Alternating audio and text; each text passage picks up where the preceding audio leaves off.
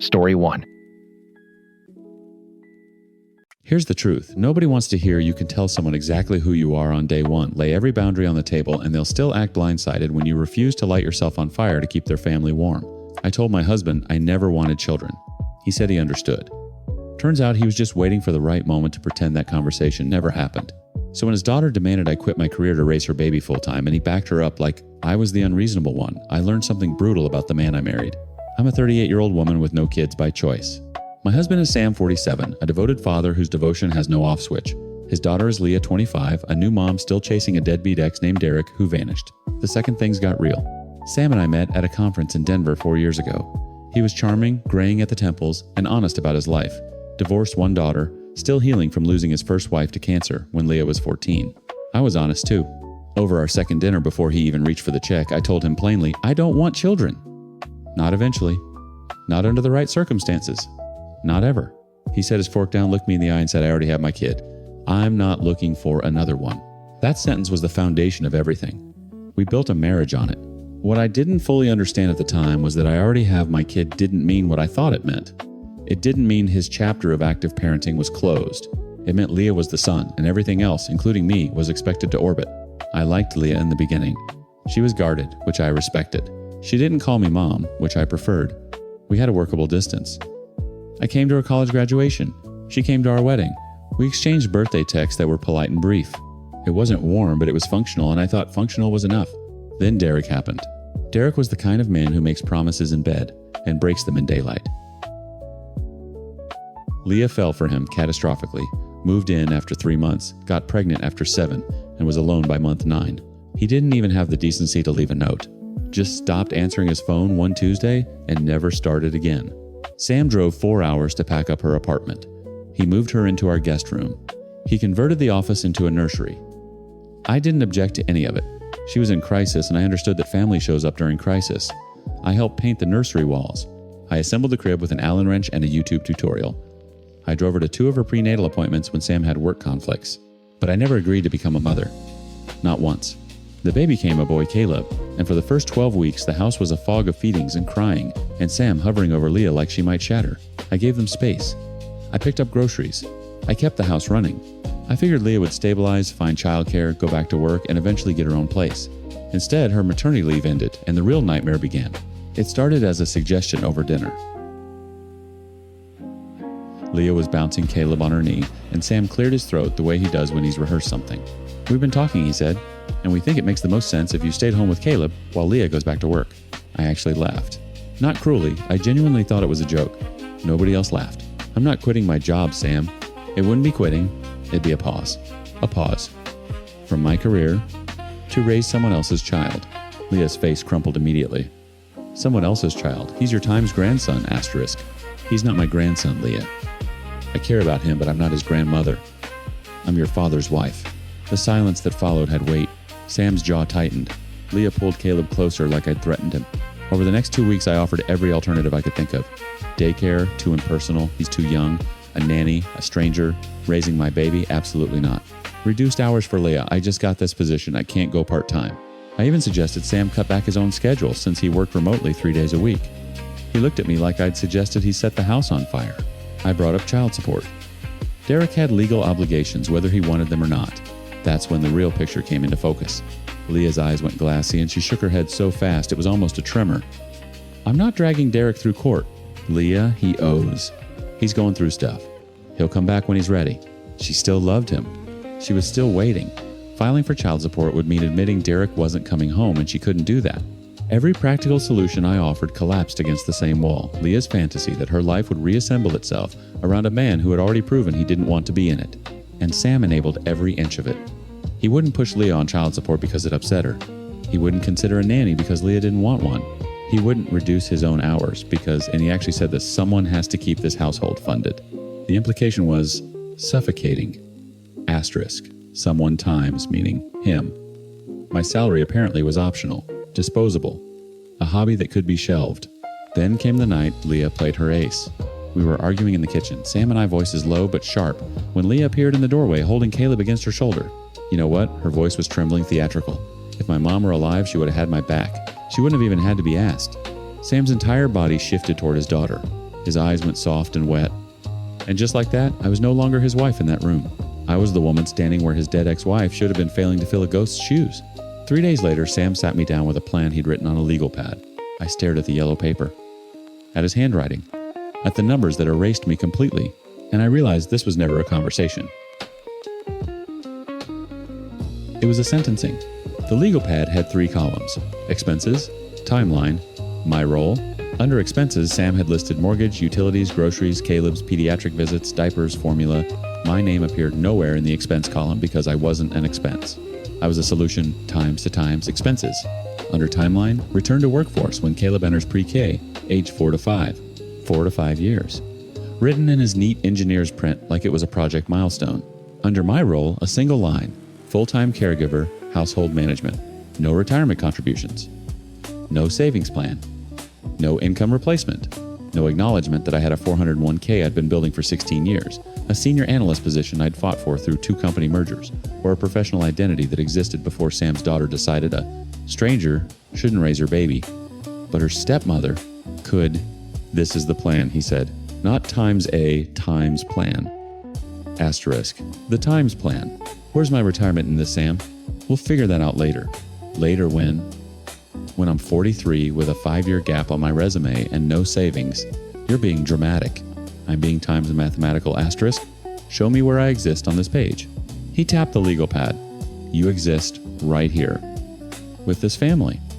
That's where you exist. That's not a financial plan. That's a guilt trip formatted in columns. His hand came down flat on the table.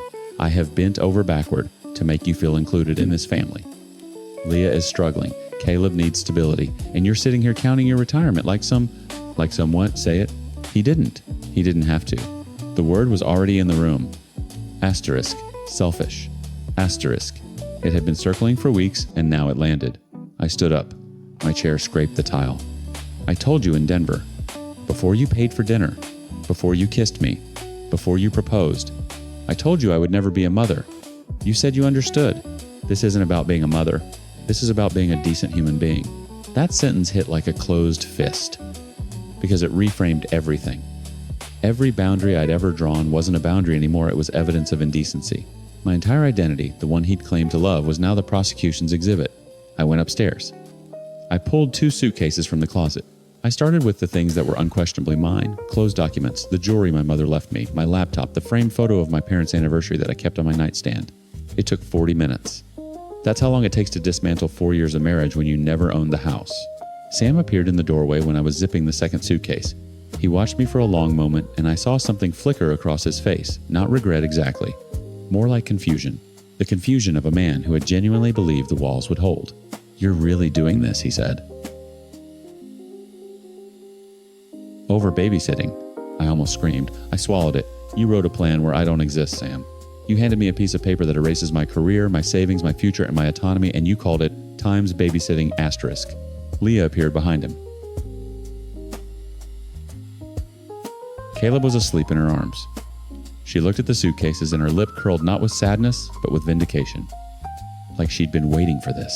Like my leaving proved what she'd always suspected, that I was never really family. I hope you can live with yourself, she said quietly. I hope you learn to live without a safety net, I said back. Because your father won't be here forever, Leah. And Derek isn't coming back. And at some point, you're going to have to figure out how to be responsible for yourself and your child. And no one, not a nanny, not your dad, not the ghost of your mother, is going to do it for you. Her face went white. Sam stepped between us like I'd raised a hand. Get out, he said. I carried my own suitcases down the stairs. Nobody helped. I loaded my car in the dark. The porch light didn't come on. I drove to a hotel off the interstate and sat on the edge of a bed that smelled like industrial detergent. My phone lit up twice. Once from Sam Times, you showed your true colors tonight. Asterisk, once from Leah. In a group text that included Sam's sister Times, she abandoned us. Caleb's own step-grandmother walked out because she couldn't be bothered. Asterisk, step-grandmother. A title I never claimed applied retroactively to maximize the betrayal narrative. I didn't respond to either message. Here's what I keep turning over alone in that room, staring at the parking lot, lights bleeding through thin curtains. Sam didn't lie to me in Denver. He believed what he said. He genuinely thought his parenting chapter was closed. But belief isn't the same as commitment. When Leah needed something that required my time sacrifice, his belief evaporated like it had never been spoken. The foundation we built our marriage on was made of his convenience, and the moment it became inconvenient, he jackhammered through it without flinching. It seems unrealistic that Leah thought she could have a child without it impacting her career at least a little. Although it's hard for new mothers, it might take time for her to realize Caleb will be loved with or without a nanny. With everything Sam was already doing, converting rooms, covering costs, absorbing her life into his, it seemed staggering that she'd demand more. But Sam made it possible by making it easy. He enabled every refusal, cushioned every consequence, until Leah had no reason to develop the ability to be responsible for herself or her son. And that will not bode well for her down the road. Because Sam is 67% of her support system, and only God knows how long that lasts. Hopefully a very long time. But one never knows. I made the best decision I could for myself. I'm not sure anyone else in that house will understand that. Maybe ever. But I drove away with my name intact, my career intact, and the quiet, brutal clarity of a woman who told the truth on the first date and was punished for it 4 years later. My lawyer called back the next morning. The marriage on paper was clean. No shared property, no children, no claim. Exactly what I'd walked in with. Exactly what I'd warned him about.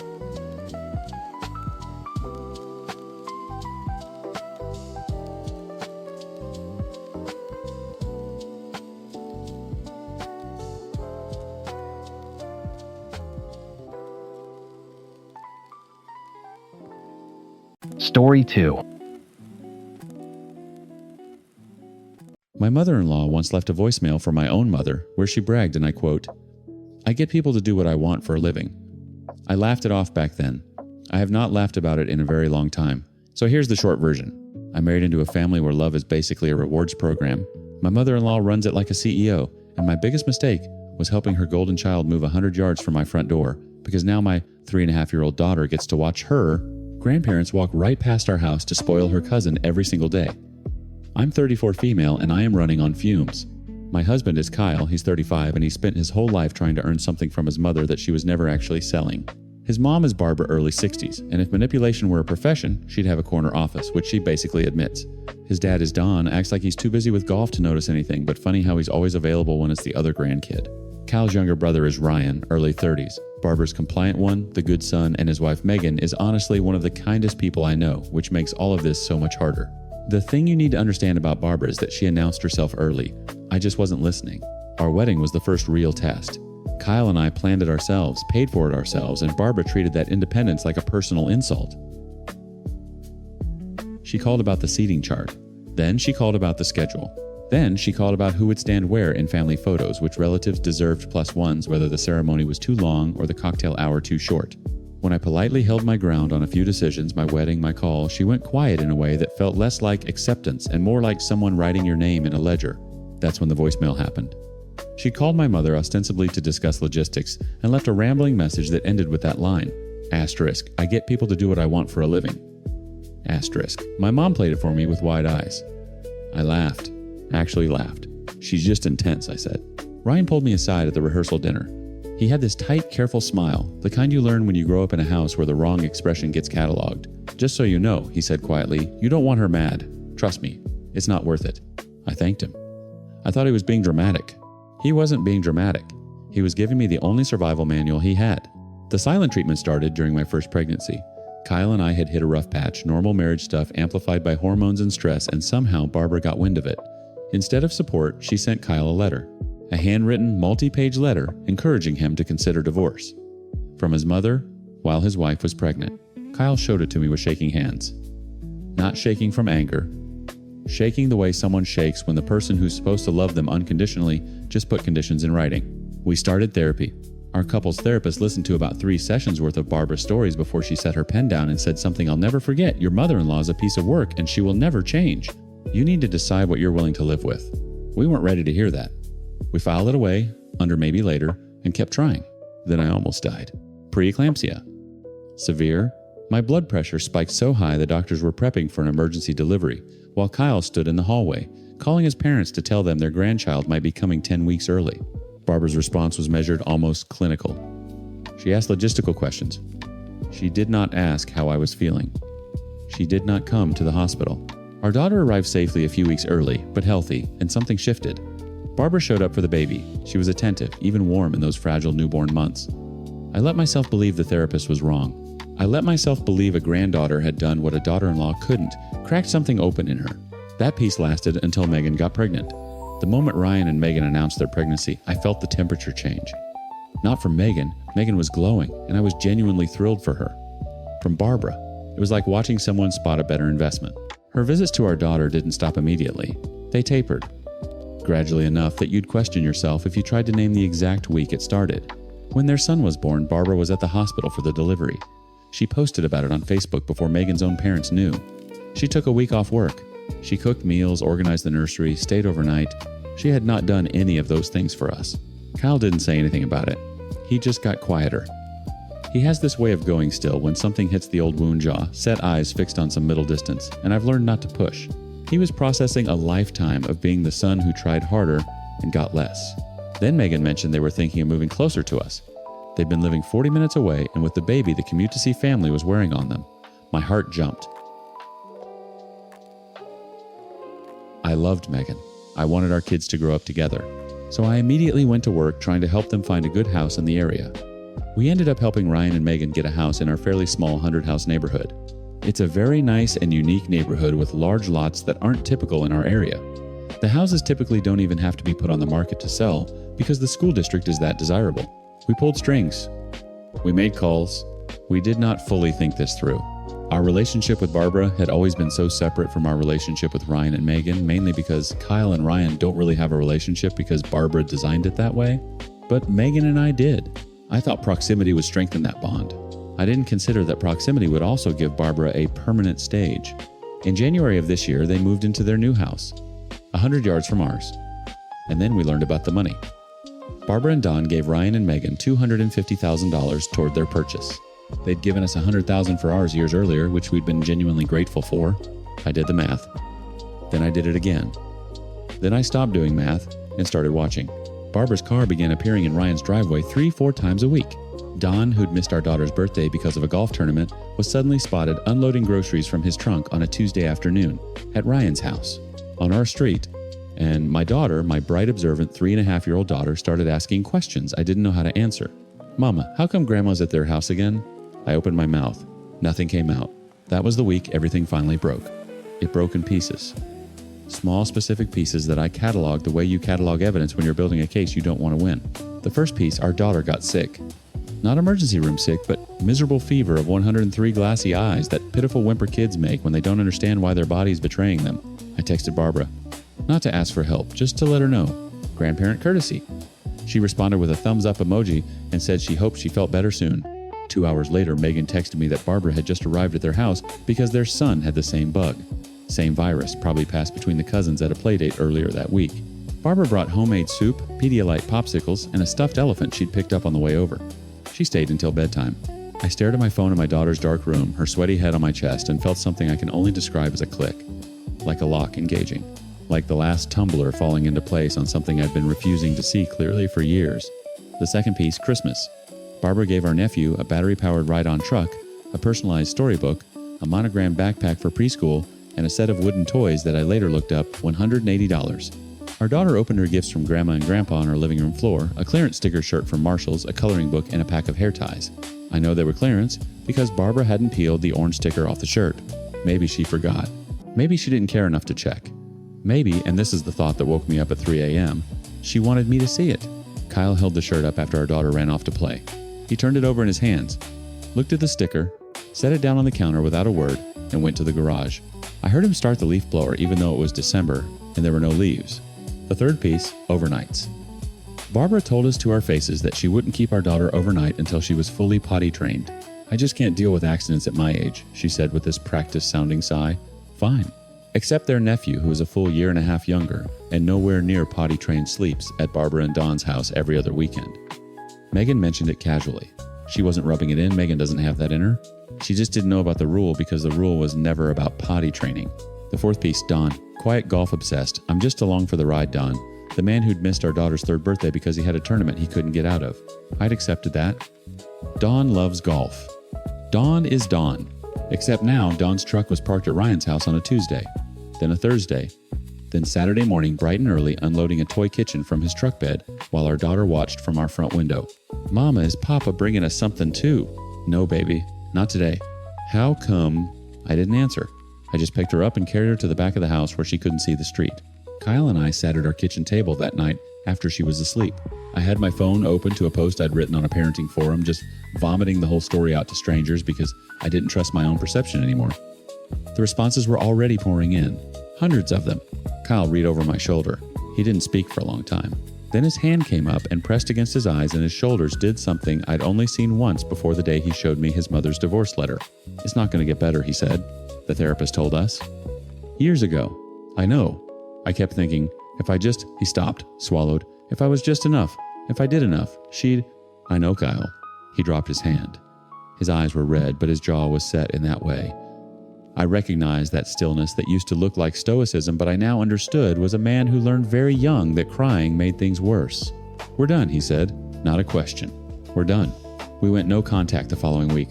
No letter, no dramatic phone call, no explanation Barbara could twist into evidence of our unreasonableness. Just silence. The thing she'd weaponized against us for years returned to sender. We grieve Ryan and Megan separately. We know what $250,000 buys. It buys Thanksgiving attendance and Sunday dinners and the inability to say times your mother is cruel times without risking everything. Megan still texts me.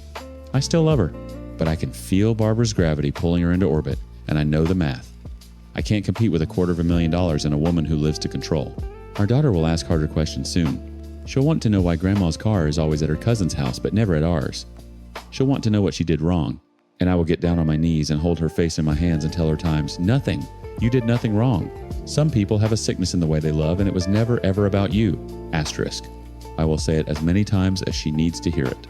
I will say it until she believes it. And then I will say it to Kyle because he needed to hear it 30 years ago, and no one ever did.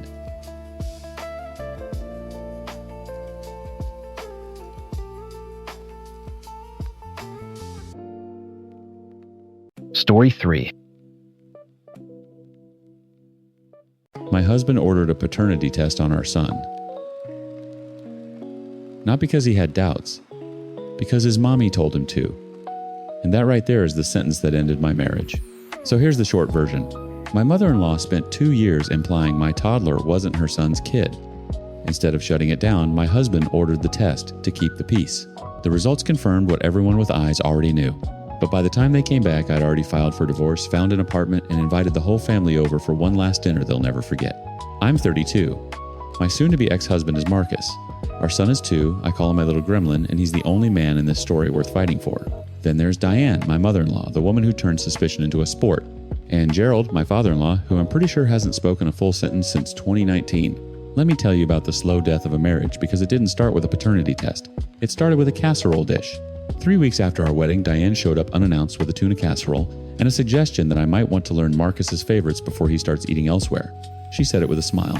She said everything with a smile. That's the thing about Diane. She never raised her voice, never cursed, never did anything that would look bad if you described it to someone else. She just eroded you, like water on limestone. Drip, drip, drip. And one day you look down and there's a canyon where your self-respect used to be. Marcus's response that night, "She's just trying to help, babe. She doesn't mean anything by it." That became the refrain of my marriage.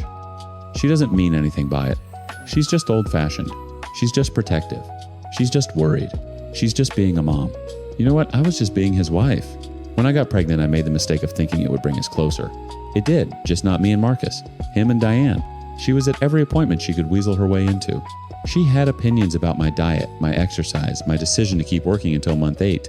When I said I wanted my own mother in the delivery room, Diane didn't speak to Marcus for 11 days. 11. He counted. And on day 12, he asked me gently, carefully, like he was diffusing a bomb if maybe both mothers could be there. I said fine. Because I was still saying fine back then. My gremlin came out looking exactly like Marcus. Same nose, same ridiculous ears, same dimple on the left cheek that makes you forgive them for everything. I remember Diane holding him in the hospital, studying his face like she was running forensic analysis and saying, "Well, he's got your complexion." She said it to me. Not to Marcus, to me. My son is lighter skinned than Marcus. That's it. That's the whole conspiracy. My son inherited more of my coloring, and Diane decided that was evidence of something. The comments started small. "Who does he look like on your side? Are those your brother's eyes?" Funny how genetics work, isn't it? Always in front of other people. Always light enough to sound like small talk if you weren't paying attention. But I was paying attention. The first time I told Marcus, it bothered me. He rubbed my shoulders and said she was just an excited grandmother trying to see family resemblance. The 5th time, he sighed and said he'd talk to her. The 10th time, he snapped and told me I was being sensitive. By the 20th time, I'd stopped counting and started something worse. I'd stopped caring what he thought about it. There's a moment in every dying marriage that you can point to later and say, that's when I knew. Mine happened on a Tuesday. The gremlin was 18 months old. We were at Diane and Gerald's house for dinner. Gerald was doing what Gerald does, existing quietly in his recliner, a man so thoroughly absorbed into his wife's personality that I sometimes forgot he had one. Diane was bouncing my son on her knee, and she looked up at Marcus and said, "You know, sweetheart, you really should consider one of those DNA tests, just for peace of mind." They sell them at the pharmacy now. She said it like she was recommending a vitamin. I looked at Marcus. He was cutting his steak. His knife paused for maybe half a second. Then he kept cutting. That half-second pause. That's what killed us. Not the test. Not Diane. That pause where he considered it weighted against the cost of confronting his mother and decided the steak was more interesting. I didn't say a word in the car ride home. Marcus filled the silence himself. She's just old school, you know. In her generation, people talked like that. She doesn't mean. If you finish that sentence, I said, I will open this car door at 60 miles an hour. He didn't finish the sentence. 6 months passed. The comments didn't stop. They got braver. Diane started making them directly to me when Marcus left the room, which meant she knew exactly what she was doing. She wasn't confused. She wasn't old-fashioned. She was testing fences. Then came the evening Marcus sat on the edge of our bed while I was folding laundry. He had that look, the one where his jaw goes tight and he rubs the back of his neck like he's working up to something. I knew that look. It usually preceded a request to visit his parents. "So I've been thinking," he said. I kept folding.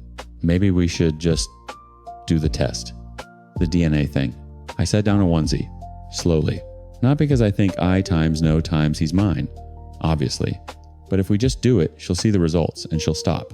It'll shut her up for good. He looked at me like he'd just proposed something reasonable. Like he'd found the solution. His eyes were almost hopeful. I smiled at him. I actually smiled. Because something behind my ribs quietly snapped, and the sound it made was so clean, so final that it felt almost like relief. "Sure," I said. "Order it." He blinked. "Really? Really?" He exhaled, shoulders dropping. "Thank you. Seriously. This is going to fix everything." I picked up the onesie and kept folding. The next morning I called a divorce attorney before my coffee was cold, and I started planning a dinner party. The test results arrived on a Thursday. I know because I'd been tracking the shipment like a woman tracking a hurricane, not because I was nervous about what it would say, but because I needed to know when to set the table. I told Marcus to invite his parents for dinner Saturday evening. He thought it was a peace offering. He actually kissed my forehead and said, "See, this is going to be good for everyone." I let him believe that. I let him believe a lot of things that week. I was warmer than I'd been in months, attentive, easy, laughing at his jokes. He probably thought we were healing. What we were doing was hospice. Saturday morning, while the gremlin napped and Marcus ran to the store for wine, I laid the divorce papers on our bed. Filed, dated, flagged with those little colored tabs the attorney uses. When he came home and went to change his shirt, I heard the bag hit the floor from the kitchen. He came downstairs holding them like they were written in a language he didn't speak. "What is this?" "Read the tabs." "I can see what it..." "Are you serious right now? Your parents will be here in 2 hours. I need you to ask your mother to apologize when they arrive. For all of it. Every comment, every insinuation, every time she looked at our son like he was evidence.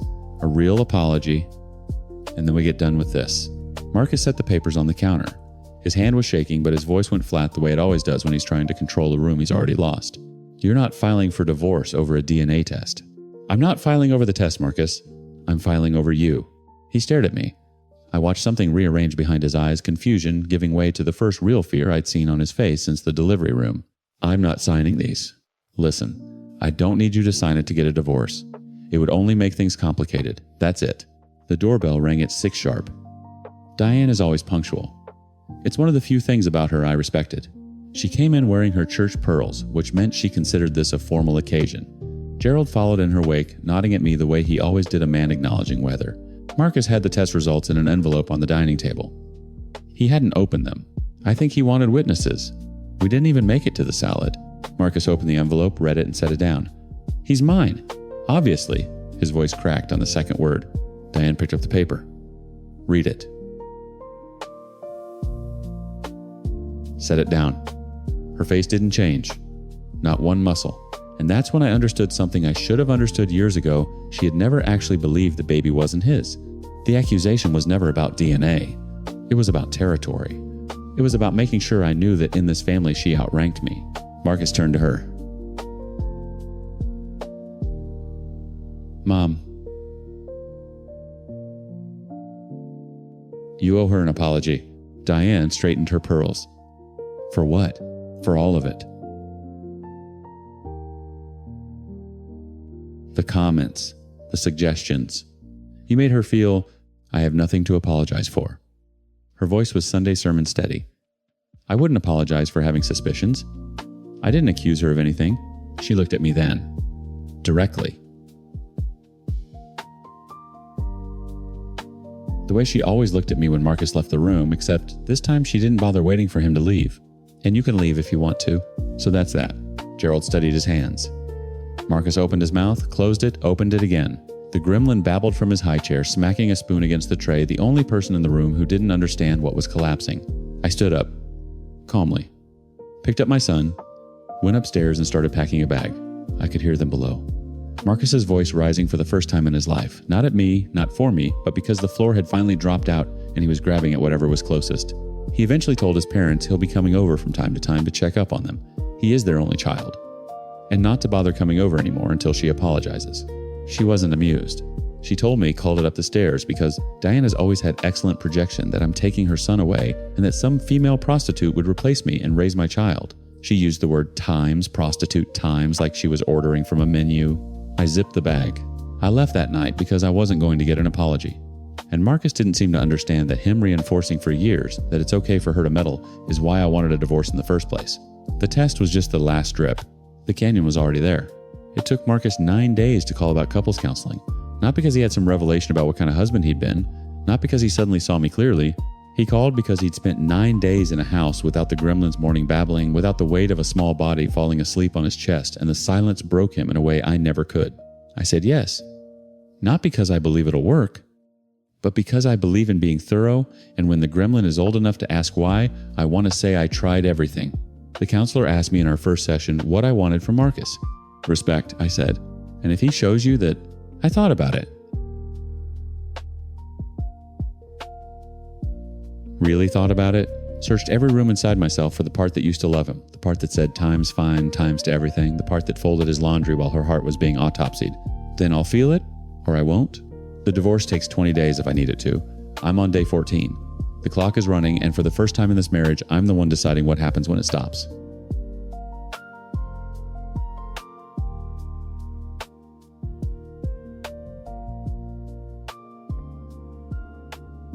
Story 4. I set a trap for my fiancée. I left lipstick on my collar, a stranger's earring on the nightstand, and waited for her to walk through our bedroom door at the exact wrong moment. And the sickest part, it worked even better than I planned because when she broke down crying, she didn't just confess to finding my evidence. She confessed to everything I could never prove she'd been doing for months.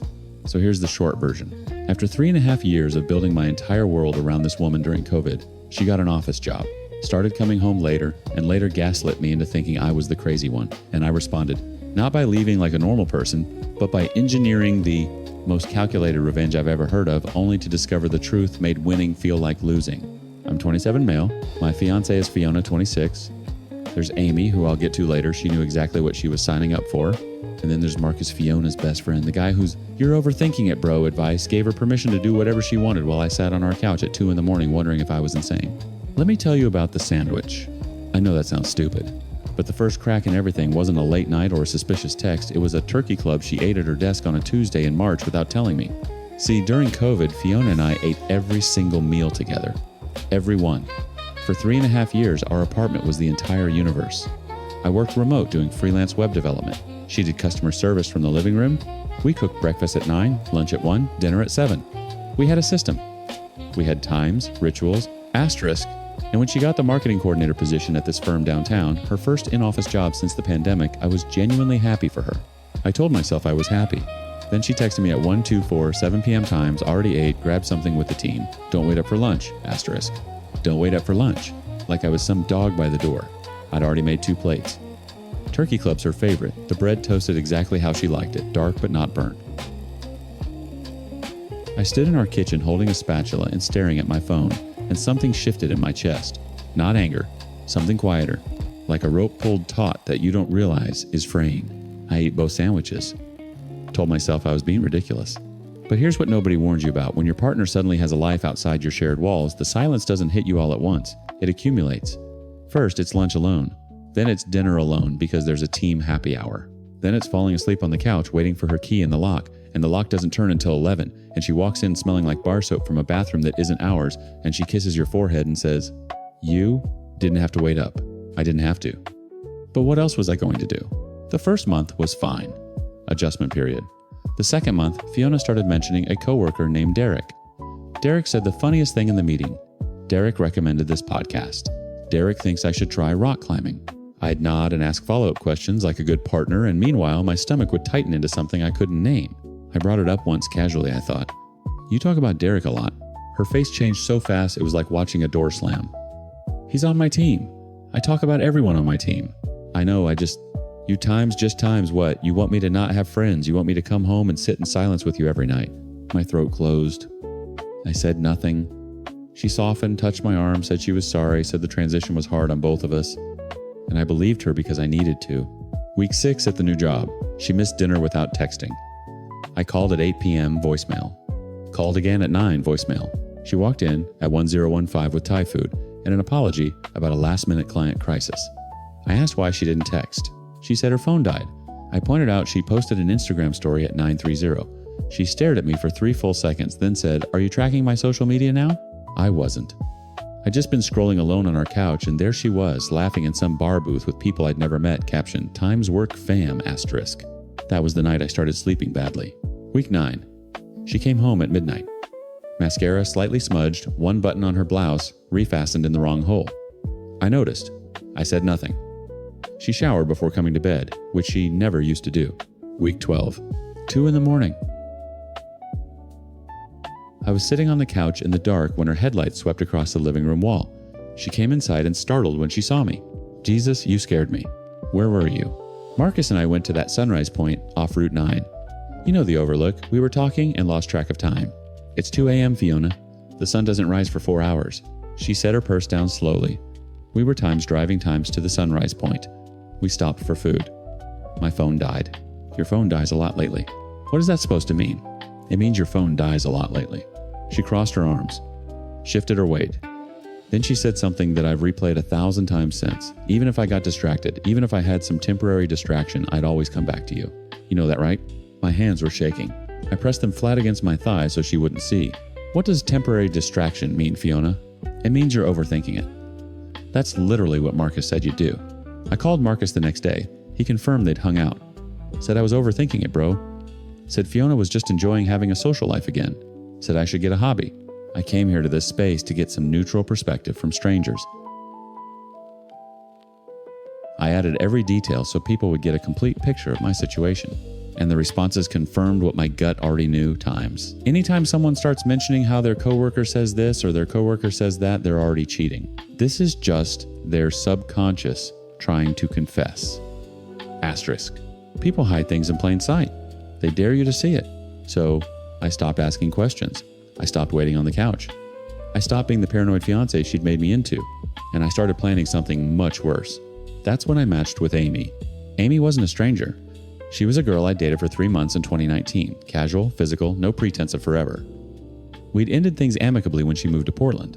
She'd moved back 8 months ago. I knew this because she'd liked a photo of mine in January, and I'd filed it away the way you file away an emergency exit location. Not because you plan to use it, because knowing it's there makes the room feel less like a trap. I matched with her on a Wednesday. We met for drinks on a Friday. Fiona was at a team retreat that weekend, some cabin 2 hours north that she'd mentioned once and never elaborated on. Amy looked exactly the same. Dark hair, red lipstick, she never blotted a laugh that came from somewhere low in her chest. She didn't ask about Fiona. I didn't offer. We talked about nothing for 2 hours, and when she leaned across the table and said, "You look like you haven't been touched in months," I didn't flinch. She was right. I want to tell you I felt guilty. I want to tell you I hesitated that some moral alarm fired in my chest, and I pulled back. But the truth is uglier. I felt times nothing, asterisk. Not excitement, not shame. Just the flat mechanical satisfaction of a chess piece moving to a square it was always going to occupy. We slept together that night at her place. And the next morning I drove home, showered, and sat on the couch where I'd spent 100 nights waiting for Fiona's headlights, and I thought, times. So this is what it feels like on the other side. Asterisk, it felt like nothing. Which told me everything. I kept seeing Amy. Tuesdays and Fridays when Fiona worked late. Amy understood the arrangement. With surgical clarity, she'd been through her own divorce, wanted no complications, no future, no morning after texts. She was an exit, not an entrance. We both knew it. But I wasn't just having an affair. I was building a crime scene. The lipstick started small. A faint smear on my collar that I didn't wash. A hair tie on the bathroom counter that wasn't Fiona's color. A receipt from a restaurant 30 minutes away, left in my jacket pocket, where she'd find it if she looked. Breadcrumbs. The same kind Fiona had been dropping for months, times temporary distractions, asterisk, asterisk, even if I got distracted, times only mine, were physical, tangible, designed to be decoded. She didn't notice. Or she noticed and didn't care. I couldn't decide which was worse. So I escalated. 3 weeks in, I told Fiona I'd be home late on a Saturday, a freelance project, a deadline. She barely looked up from her phone. "Sure, babe.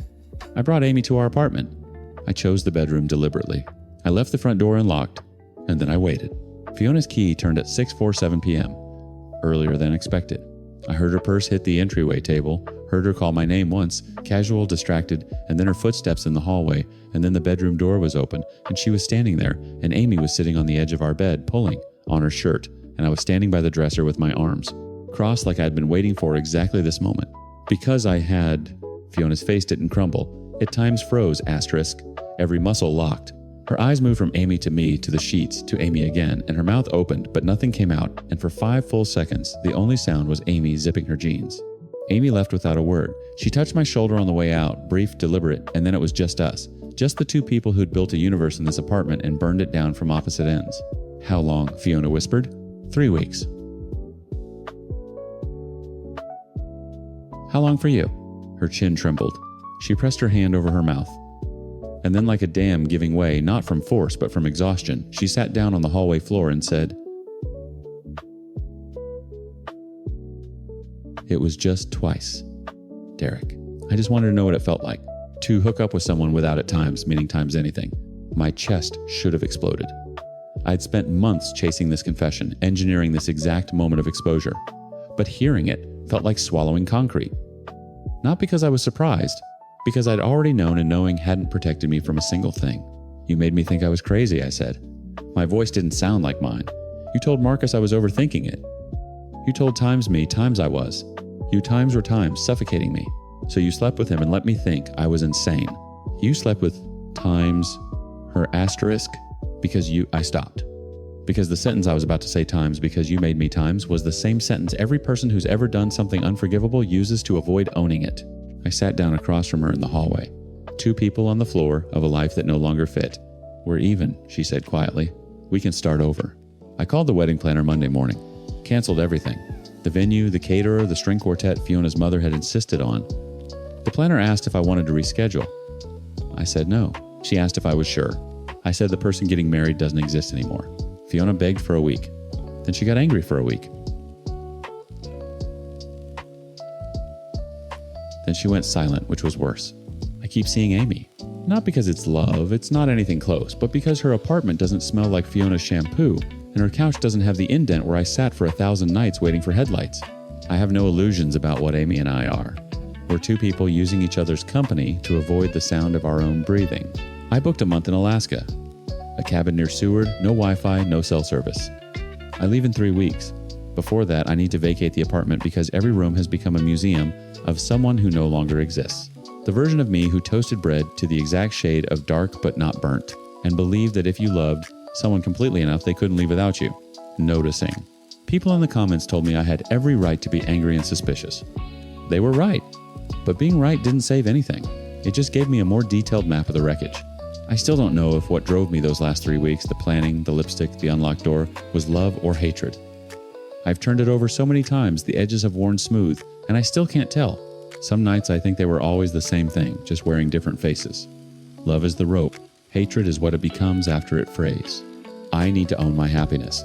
That's what I wrote in my first post, and I meant it. I just didn't realize that owning it would mean standing in the ashes of everything I'd built and admitting that I lit half the matches myself.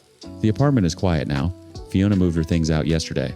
I sat on the kitchen floor afterward in the same spot where I'd stood holding a spatula and staring at a text about a sandwich, and I thought, times, this is where it started. Not with a betrayal, with a lunch I ate alone. Asterisk. The silence doesn't hit you all at once. It accumulates. I know that now better than anyone.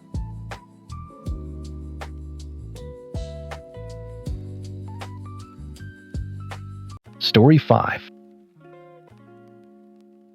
I stole her from her boyfriend. I knew exactly what I was doing. I saw the crack in their relationship and I wedged myself into it. 8 years later, I'm building cardboard walls inside my own house to separate myself from the woman I fought so hard to win. Here's the thing, nobody tells you about choosing a partner who is willing to betray someone for you. That ability doesn't expire, it just finds a new target.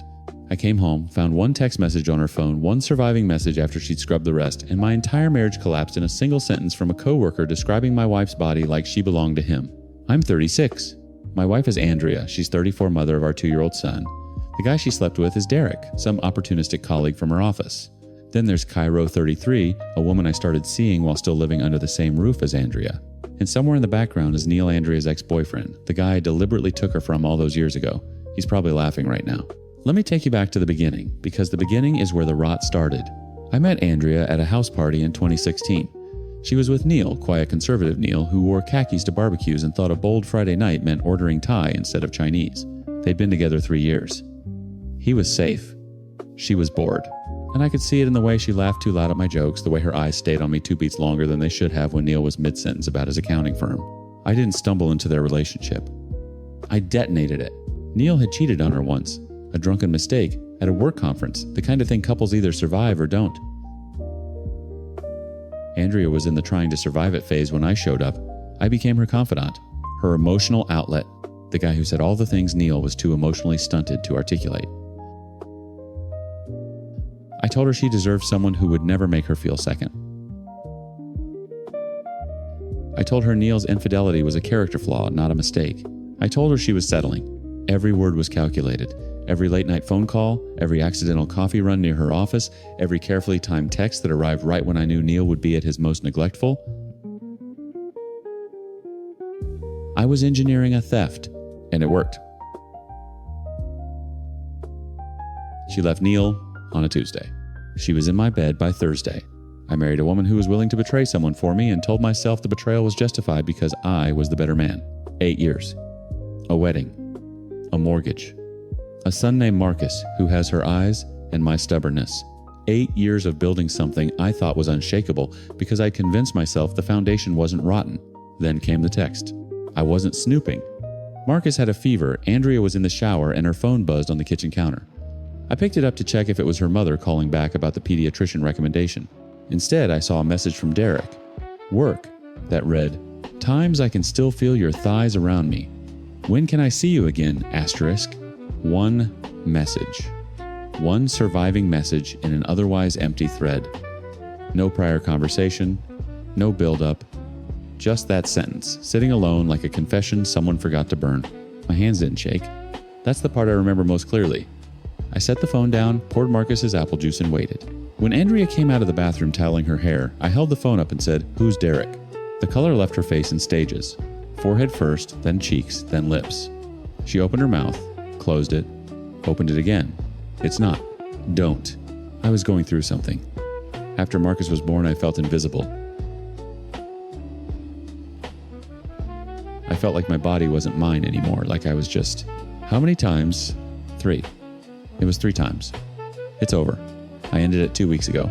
The messages are deleted. I know. You deleted them because you knew. She didn't answer. She just stood there, dripping onto the hardwood floor we'd picked out together, and I thought, times, this is exactly what Neil felt. This is exactly what I did to Neil. Asterisk. I didn't scream. I didn't throw anything. I went to the garage, pulled out the moving boxes we'd never recycled, and started building. Cardboard walls. I'm not kidding. I sectioned off the living room with flattened boxes, duct tape, and a level of architectural commitment that probably should have alarmed me. I created a doorway schedule. She enters through the front. I use the side entrance. Kitchen from 6 to 7 is hers. 7 to 8 is mine. The bathroom has a color-coded lock system involving hair ties on the doorknob. People ask me later times, if you're already so hell-bent on not getting back together and even considering dating, why stay in that house? What are you holding on to, asterisk? I didn't have a good answer. Marcus, maybe? The mortgage? The stubborn, irrational belief that if I left first, she won? I needed her to watch me, not need her. I needed her to live inside the wreckage. Andrea's mental and physical health kept deteriorating with time. She stopped eating full meals. Her physician recommended therapy. She started going, but she told no one else, not her parents, not her sister, not her friends. She feared embarrassment. The shame of it was eating her from the inside, and she was letting it. I couldn't watch that and stay silent. I called her mother. Andrea needs you right now. We're separating. I told Andrea she could tell them we'd grown out of love instead of the truth. She looked at me with red, swollen eyes and whispered, "Why would you protect me?" I didn't answer because the honest answer was ugly. I wasn't protecting her. I was protecting the version of our story where I remained the good one. Her parents moved into the guest room for 2 weeks. Her mother cooked. Her father played with Marcus. Andrea started showering again, eating again, existing again. And I downloaded a dating app. That's where I found Cairo. Single mother, 1 son, recently divorced after her husband's affair. She understood damage. Our first conversation lasted 4 hours. Our first date felt like exhaling after holding my breath for months. 3 weeks into seeing Cairo, I invited her and her son over to the house for dinner. My side of the house. My kitchen window. My rules. I heard Andrea's bedroom door open upstairs just as Cairo's boy and Marcus started laughing together in the living room. Footsteps on the stairs. Slow. Then stopped. Andrea stood at the top of the stairs in a sweatshirt I recognized as mine, one I'd left behind in the laundry rotation we never properly divided. Her hair was pulled back. No makeup. She looked like she'd been sleeping, or trying to. Cairo's son had found Marcus's toy trucks, and the two of them were crashing them together on the living room rug, making explosion sounds with their mouths. Cairo was kneeling beside them, her hand on Marcus's back, helping him rebuild a tower so they could knock it down again. Marcus was laughing. That full-body toddler laugh where the joy takes over everything. Andrea watched this for exactly 11 seconds. I counted because I was frozen, holding a wooden spoon over a pot of pasta, watching her watch them. Then she turned and looked at me. No tears. No screaming. Just a look that said times. So, this is what you've been building toward. Asterisk. She went back upstairs. I heard the bedroom door close. Not slam close. The quiet kind of closing that's worse. Cairo glanced at me. Was that her? Yeah. You okay? Yeah. I wasn't. But the pasta was boiling over, and Marcus needed his juice cup refilled, and Cairo's son wanted goldfish, crackers, and the mechanics of being alive carried me through the next 2 hours the way they always do. Cairo left at 8. She kissed me at the door, brief, careful, the kind of kiss someone gives when they know the walls have ears. I watched her buckle her son into his car seat and pull away, and then I stood in the doorway breathing cold air until my lungs hurt. Andrea was waiting in the kitchen when I came back inside, sitting at the table. My side of the table past the cardboard partition I'd built, like some deranged architect of emotional warfare. She seems nice, Andrea said. Don't. I'm not being sarcastic. She seems nice. Her son is sweet. Marcus liked him. I leaned against the counter. You're on my side of the wall. I know. She pressed her palms flat on the table. Her nails were bitten down to nothing. Is this what it's going to be? Other women in my house playing with my son while I... You signed the separation agreement. This house is shared space with designated... I know what I signed. Then you know I'm not doing anything wrong. She laughed. Not the laugh I fell in love with. Something thinner, more fractured. You're not doing anything wrong. You're just doing everything cruel. I didn't respond because she was right, and because the honest version of why I'd invited Cairo over, the version I wouldn't say out loud, was that I wanted Andrea to see it. I wanted her to feel the specific texture of being replaced while still being present. I wanted her to understand what I'd done to Neil, what she'd done to me, what this whole cursed cycle actually looked like from the outside. I wanted her to watch me not need her. The next morning I called my lawyer. He said what he'd been saying for weeks. Living together is just lingering. You're not healing. You're performing. He was right. Everyone was right. The cardboard walls, the kitchen schedules, the color-coded bathroom system, none of it was separation. It was a stage set I'd built so I could star in my own suffering. I started writing the letter that night. It took me 4 drafts. The first 3 were angry accusations dressed up as closure. The 4th was honest, which meant it was shorter and worse. Asterisk, Andrea. I manipulated you away from Neil. I saw a crack in your relationship and I pried it open because I wanted you, and I told myself wanting was the same as deserving. I built our marriage on the thing I now hate you for. I don't know how to forgive you. I don't know how to forgive me. I'm giving you the house for Marcus. My lawyer will handle the rest. I'm sorry for the cardboard walls. I'm sorry for bringing Cairo here. I'm sorry for calling your mother before you were ready. I'm sorry for every act of kindness that was actually control. Please tell Marcus I'll be back. Asterisk. I left it on the porch under a river rock on a Wednesday morning. By Wednesday evening, I was on a flight to Anchorage. Alaska was not a plan. Alaska was a direction. I rented a cabin outside Seward from a guy who asked no questions and had no Wi-Fi. For 3 weeks, I didn't speak to anyone except a cashier at a gas station and a dog that followed me on a hiking trail. Andrea signed the papers uncontested. My lawyer emailed me the confirmation. I read it on a borrowed phone at a public library in Kenai, sitting between a teenager doing homework and an old man reading newspapers. The most significant legal event of my life, absorbed in fluorescent silence. I gave her the house. She kept Marcus's room exactly as it was. I took a condo downtown 12 minutes away, close enough for drop-offs, far enough to breathe. Cairo and I still talk. We're not rushing anything. She told me once, I don't need you to be healed. I just need you to be honest about the wounds. I'm trying. Some days I manage it. Marcus is 2.5 now. I haven't seen him in 3 months. Tomorrow's the first visit. I bought him new trucks, the crashing kind he likes. I've rehearsed what to say if he's angry, if he cries, if he doesn't remember my voice. She was and is a cheater. I know that. But I'm the one who taught her the choreography. I pursued a woman who was willing to leave someone for me and then acted devastated when the pattern held. Not sure how you could love someone who was dishonest from the start, but I did because I was dishonest from the start too. If you have any advice to make my life better, kindly do so. I'm not the hero of this story. I'm not the villain either. I'm just a man sitting in a new apartment with toy trucks on the counter, hoping my son still knows my face, hoping Andrea finds whatever it was she was looking for in all those arms that weren't mine, and hoping without any guarantee that the cycle I set spinning 8 years ago has finally, mercifully stopped.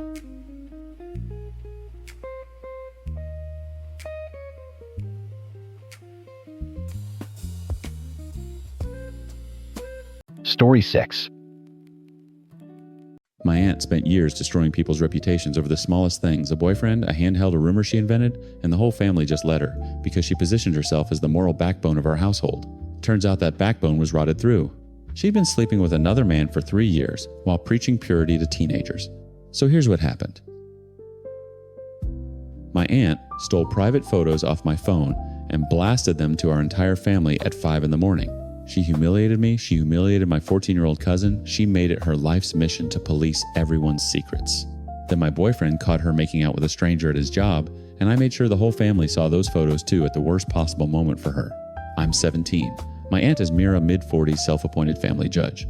My mom is Sunita, the kind of person who keeps the peace even when it costs her daughter everything. My dad is Rajesh, quiet until you push him.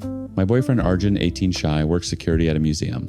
My cousin Leo, 14, another one of Mira's victims. And then there's Priya, Mira's own daughter, 22, Oxford graduate, the golden child, whose graduation party became the stage for everything to fall apart. It started at my grandparents' 50th wedding anniversary party. The whole extended family was there, 40-something people, crammed into my grandparents' house, gold decorations everywhere, the smell of biryani thick in every room. Mira had organized the whole thing naturally. She loved events. Not because she cared about celebrating anyone, but because gatherings gave her an audience. I'd been dating Arjun for about 4 months by then. We were careful. He was shy to the point where holding my hand in public made his ears turn red, and I knew times what my family was like, so we kept things quiet. But I was 17 and stupid enough to keep photos on my phone. Nothing explicit. Us at a cafe. His arm around my waist at a park. One where he kissed my forehead and my eyes were closed and I looked genuinely happy. That was the most damning one, apparently. During the party, I left my phone charging in the guest bedroom. Unlocked. I know. I times know, asterisk. Mira must have seen me texting earlier because she went looking. She told everyone later she'd gone to the bedroom for her reading glasses. But she spent 11 minutes in that room. I checked the photo transfer timestamps afterwards, scrolling through my gallery, selecting 7 photos and airdropping them to her own phone. Then she walked back out, refilled her chai, and laughed at someone's joke like she hadn't just loaded a gun. She waited until 5:07 a.m. the next morning. Maximum impact.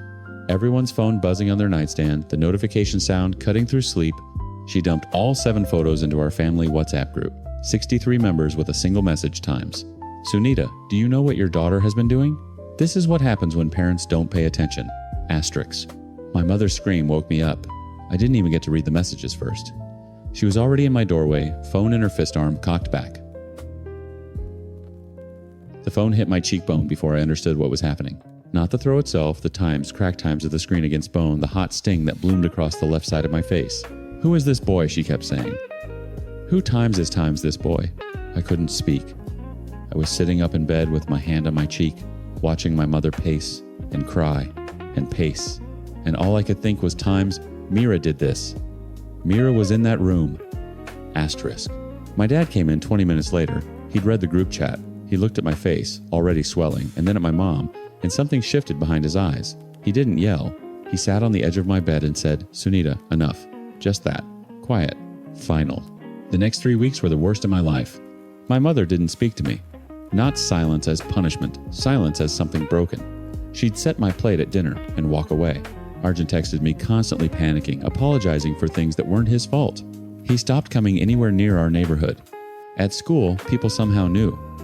I don't know who in the family group chat had a kid at my school, but someone talked. A girl in my chemistry class asked me if the photos were the spicy kind, and I locked myself in a bathroom stall for the entire lunch period. I tried calling Mira once. I wanted to hear her explain it. She answered on the second ring, cheerful, and said, Beta, I did it because I care about you. Your parents needed to know. I hung up. Tried again the next day, thinking maybe I'd say something devastating, something that would make her feel what I felt.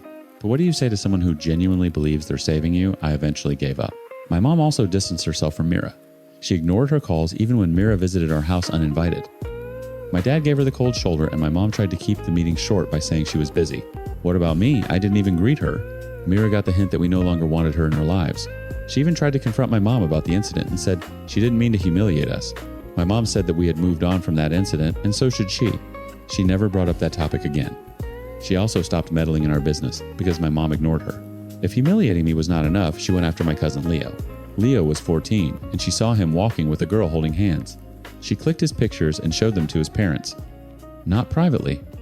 At a family lunch. She pulled Leo's dad aside loud enough for the table to hear and said, Your son is getting very friendly with girls. The girl looked 13. Asterisk. 13. Asterisk. She said it like Leo was a predator. He was a kid holding a classmate's hand. Leo's parents grounded him for a month. The girl's family found out. Her older brother confronted Leo outside school. Leo stopped talking at family gatherings entirely, just sat in corners, headphones on, eyes down. I watched this happen and something calcified inside me. Not anger exactly. Something colder. The understanding that Mira would never stop. That she fed on this. That the only thing that would ever shut her down was a taste of her own medicine. I didn't go looking for it. I want to be clear about that. I joined a dance class. I tried to move on. Arjun and I slowly rebuilt things quieter than before. He'd started a part-time security job at the city museum, mostly watching cameras and checking bags. Boring work. He liked it. Then one Tuesday night, he called me. His voice was strange, tight, almost breathless. You need to come to the museum, he said. Right now. Bring a USB drive. What? Why? Just come. It's about your aunt. I drove to the museum on my learner's permit with a USB drive in my pocket and my heart somewhere near my throat. Arjun was waiting at the staff entrance, still in his uniform. He didn't say anything, just took my hand and led me to the security office, a cramped room with 6 monitors, a desk covered in sign-in sheets, and the stale smell of instant coffee. He pointed at the screen. Third camera. The Mughal Miniatures Gallery far corner behind a temporary partition where they stored extra display cases. Mira, my Aunt Mira, pressed against a man I had never seen in my life. His hands were in her hair. Her back was against the wall. They were kissing like teenagers who thought no one was watching. I sat down in the security chair and stared. I noticed them about 40 minutes ago, Arjun said quietly. They came in separately, met in that corner. I thought I was wrong at first. I zoomed in. It's her. It was her. The same gold bangles she never took off. The same burgundy shawl she wore to every outing. The same woman who had airdropped my photos at 5:07 a.m. to teach my mother a lesson about parenting. Can you save this footage? Arjun hesitated. I already did. And he pulled out his own phone. 3 photos. Close-ups he'd taken of the monitor with timestamps visible. Clear enough to see her face. Clear enough to see his... I copied everything to the USB drive. My hands were steady. That surprised me. On the drive home, I didn't feel triumphant. I felt like I was holding a grenade with the pin already out. I sat on those files for 6 weeks, not because I was being strategic, because I was terrified. Every time I plugged in the USB drive and looked at the screenshots, my stomach turned. This wasn't a boy holding a girl's hand at a park. This was a married woman with a daughter, and I was 17, and the weight of what I could do pressed against my ribs like a stone. But then the invitation arrived. Mira was throwing a party, a grand celebration for Priya's acceptance to Oxford's graduate program. Not just family. Neighbors, family, friends, colleagues. She'd rented a venue. There would be a stage, speeches, a slideshow of Priya's achievements that Mira had curated herself. My mother showed me the invitation inside. We should go. For Priya's sake. I agreed. For different reasons. The night before the party, I printed the photos on glossy paper at a print shop 2 neighborhoods away. Paid cash. Selected the 4 clearest images, face visible, timestamp visible, his hand on her waist, her laughing into his neck. I slid them into a white envelope, placed the envelope inside a gift box, wrapped it in gold paper with a ribbon, and wrote on the tag times to Mira Auntie with love from the family, *. I hired a courier service. Time delivery 7:30 p.m., 30 minutes into the party, right when the speeches would begin. The venue was beautiful. Mira had outdone herself. White lilies on every table, a banner that read Times Our Pride Pry, Times in gold letters. She moved through the crowd in a silk sari, accepting compliments, touching people's arms, glowing. I sat at our family's table with my parents and watched. At 7:32 p.m., a courier walked in and handed the box to the event coordinator, who brought it directly to Mira on stage. She was mid-speech, something about how discipline and strong values produce exceptional children. The coordinator whispered in her ear. She smiled, held up the box to the audience. Even surprise gifts tonight. Let's see who loves us this much. She pulled the ribbon, lifted the lid, took out the envelope. I watched her face. The smile didn't drop immediately. It froze first, calcified like something dying in real time. Her eyes moved across the first photo, then the second. Her fingers went white around the edges of the paper. The room was still waiting for her to share. Someone called out, "What is it, Mira?" She laughed. This high, fractured sound that convinced no one. Just some silly. Priya walked up to the stage. She took the photos from her mother's hands, looked at them for 3 seconds, then looked at Mira with an expression I will never forget, not shock, not anger, but times recognition, *. I knew it, Priya said, not loud, but the microphone was on. 60 people heard her. The room went silent in that specific way that only happens when everyone understands at once. Mira grabbed for the photos. Priya stepped back. Mira's husband stood up from the front table, confusion collapsing into something worse. We left. My dad's hand was on my shoulder, guiding me out. He didn't speak until we were in the car. "Did you do this?" I said nothing. "I'm not asking again later." "Did you do this?" "I don't know what was in that box." He looked at me in the rearview mirror. He knew. He didn't push. The aftermath was slower and heavier than I expected. Priya didn't wait for the family to process. She hired a private investigator within the week.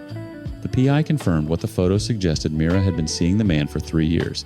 * 3 years? * The entire duration of her moral crusade against me, against Leo, against anyone whose private life she could crack open for public consumption. Priya moved out of her mother's house. She told her father everything the PI found. She told him calmly, clearly, the way someone speaks when they've been rehearsing the truth in their head for longer than anyone realized. Mira showed up at our house on a Thursday evening. I was in my room, but I heard everything through the wall. She was crying, not the performative kind. Raw, ugly, gasping sobs. "I was lonely, Sunita. You don't understand.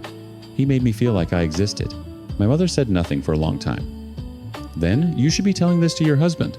He's giving me 1 chance. 1. But Priya won't speak to me. My own daughter, Mira. You did this to yourself." More crying. Then so quiet I almost missed at points. That's what this is. I spent years exposing everyone else, and her voice broke. It came from me. My mother made her tea. Because that's who my mother is. My dad found me in my room afterward. He sat on the edge of my bed, same spot as the morning my mother threw her phone at my face. "If you were involved," he said slowly, "you need to understand something. Their marriage might not survive. Priya might never forgive her mother. That's not just revenge. That's people's lives." My throat tightened. She did it to me first. I know. He put his hand on my head. "That's why I'm not angry. But I need you to sit with this. Really, sit with it." I did. I have. Some nights I feel vindicated. Some nights I feel sick.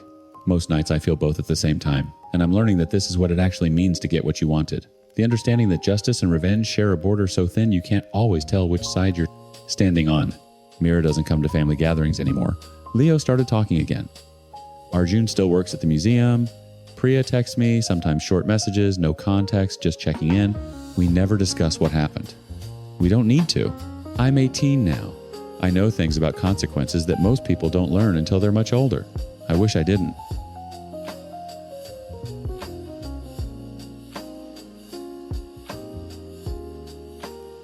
Story 7.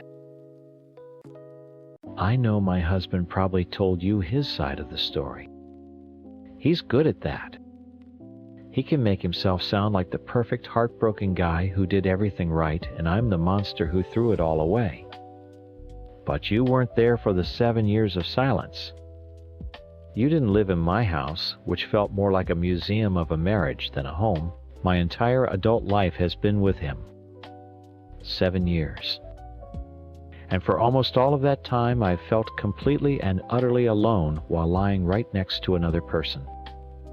When we got married, I thought his quiet, steady nature was a strength. I thought it was enough. But it wasn't. The quiet turned into silence, and the steadiness turned into a complete lack of passion for anything, especially for me. He'll probably mention his medical issues. The low T, the ED. He says them like he's reading a diagnosis from a chart. For me, those weren't just medical terms. They were the bars on my cage. I spent my 20s feeling like I was repulsive to my own husband. He thinks a pill fixes the problem. He has no idea. Taking a pill turns intimacy into a science experiment. It becomes this planned sterile event we have to schedule on the calendar. Okay, I took the pill. We have a 4-5 minute window. It's humiliating. I tried to explain it to him so many times. I told him I didn't just want sex. I wanted to be times wanted, asterisk. I wanted him to grab my hand while we were watching TV. I wanted a hug from behind while I was doing dishes. I wanted a real deep kiss that wasn't just a prelude to a medical procedure. I told him straight up, my love language is physical touch. I needed it to feel loved, to feel seen. But all he heard was, I want more sex, which just made him shut down even more because it was something he felt he couldn't give. I felt like a ghost. I was starving to death, and he kept trying to fix it by showing me a picture of a sandwich. When he got COVID, it was awful, but there was a tiny guilty part of me that felt relieved. For 7 weeks, he was quarantined in the house alone. For the first time, the physical space between us finally matched the emotional canyon that had been there for years. I did what a wife is supposed to do. I went to the store every day. I dropped groceries on the front porch. I'd sit in my car in the driveway, and we'd talk on the phone so he could see a human face. He probably saw those 30-minute driveway chats as his only connection to the world. For me, they were a daily chore, a reminder of the man I was responsible for, but no longer felt anything for. Then we had the fight. It was over something so stupid, the electric bill. I was running myself ragged. I was working full-time from home, keeping the house from falling apart, making sure he had food and trying to manage our money because he wasn't getting paid. I saw the electric bill was high and I mentioned we should be careful. He snapped. He got sarcastic and childish and said, "Fine, I guess I'll just turn everything off and sit in the dark then." That was it. That was the moment something inside me just broke. It wasn't about the bill. It was the complete lack of respect. The total inability to see that I was holding our entire world together while he was locked away. After that phone call, I just stopped. I stopped calling. I stopped the driveway visits. I still dropped off groceries, but I didn't call him to chat. I needed to breathe. I needed air that wasn't filled with his self-pity and my endless disappointment. For 3 weeks, there was silence. In that silence, something else started to grow. A friendship with a guy from work. He's married too, and we'd known each other for years, just as colleagues. With the gyms closed, we started going for walks just to get out of the house and talk. And he listened. He actually times listened asterisk. When I told him how I felt, he didn't try to fix it. He just saw me. He saw how tired and lonely I was. With him, I wasn't a problem that needed a pill. I was just a person, a woman. We ended up hanging out 5 or 6 days a week. It wasn't some evil plan. It was like finding an oxygen tank after holding my breath for 7 years. My life with my husband was empty, and this friend was making it feel full again. When my husband finally tested negative for COVID, I knew I had to end it. It wasn't fair to anyone. He was so excited to be free, and the first thing I did was take that freedom away. He was completely blindsided, which just proves how little attention he was ever paying to me or to us. I told him it was over. I told him he couldn't speak my love language, that years of feeling untouched had killed everything I felt for him. His reaction was almost funny if it wasn't so sad. He immediately went on Audible and downloaded a book about the 5 love languages. A few days later, he asked me to lunch. He sat there all proud of himself and started quizzing me. "Do you even know what my times love language is?" he asked, like he'd found the magic cheat code to fix everything. Like our entire dead marriage could be resurrected by a 12-chapter self-help book. It was the most insulting thing he could have done. The love wasn't just broken, it was gone. It had turned to dust from years of neglect. Things got messy after that. He kept trying to hang out to be friends to win me back. I felt guilty, so sometimes I'd say yes. It was torture. I cried one night after he said he loved me, and I think he took it as a sign that I wanted him back. I wasn't crying for him. I was crying for the marriage we never had, for the man he should have been. I was crying because I knew I'd hurt him, even though I was just trying to save myself. I thought that was the worst it could get. I thought we would just slowly, painfully drift apart. Then last night my phone rang. It was him. I almost didn't answer, but I did. His voice was cold. Colder than I've ever heard it. There was no sadness, no pleading. Just ice. "Hey," he said.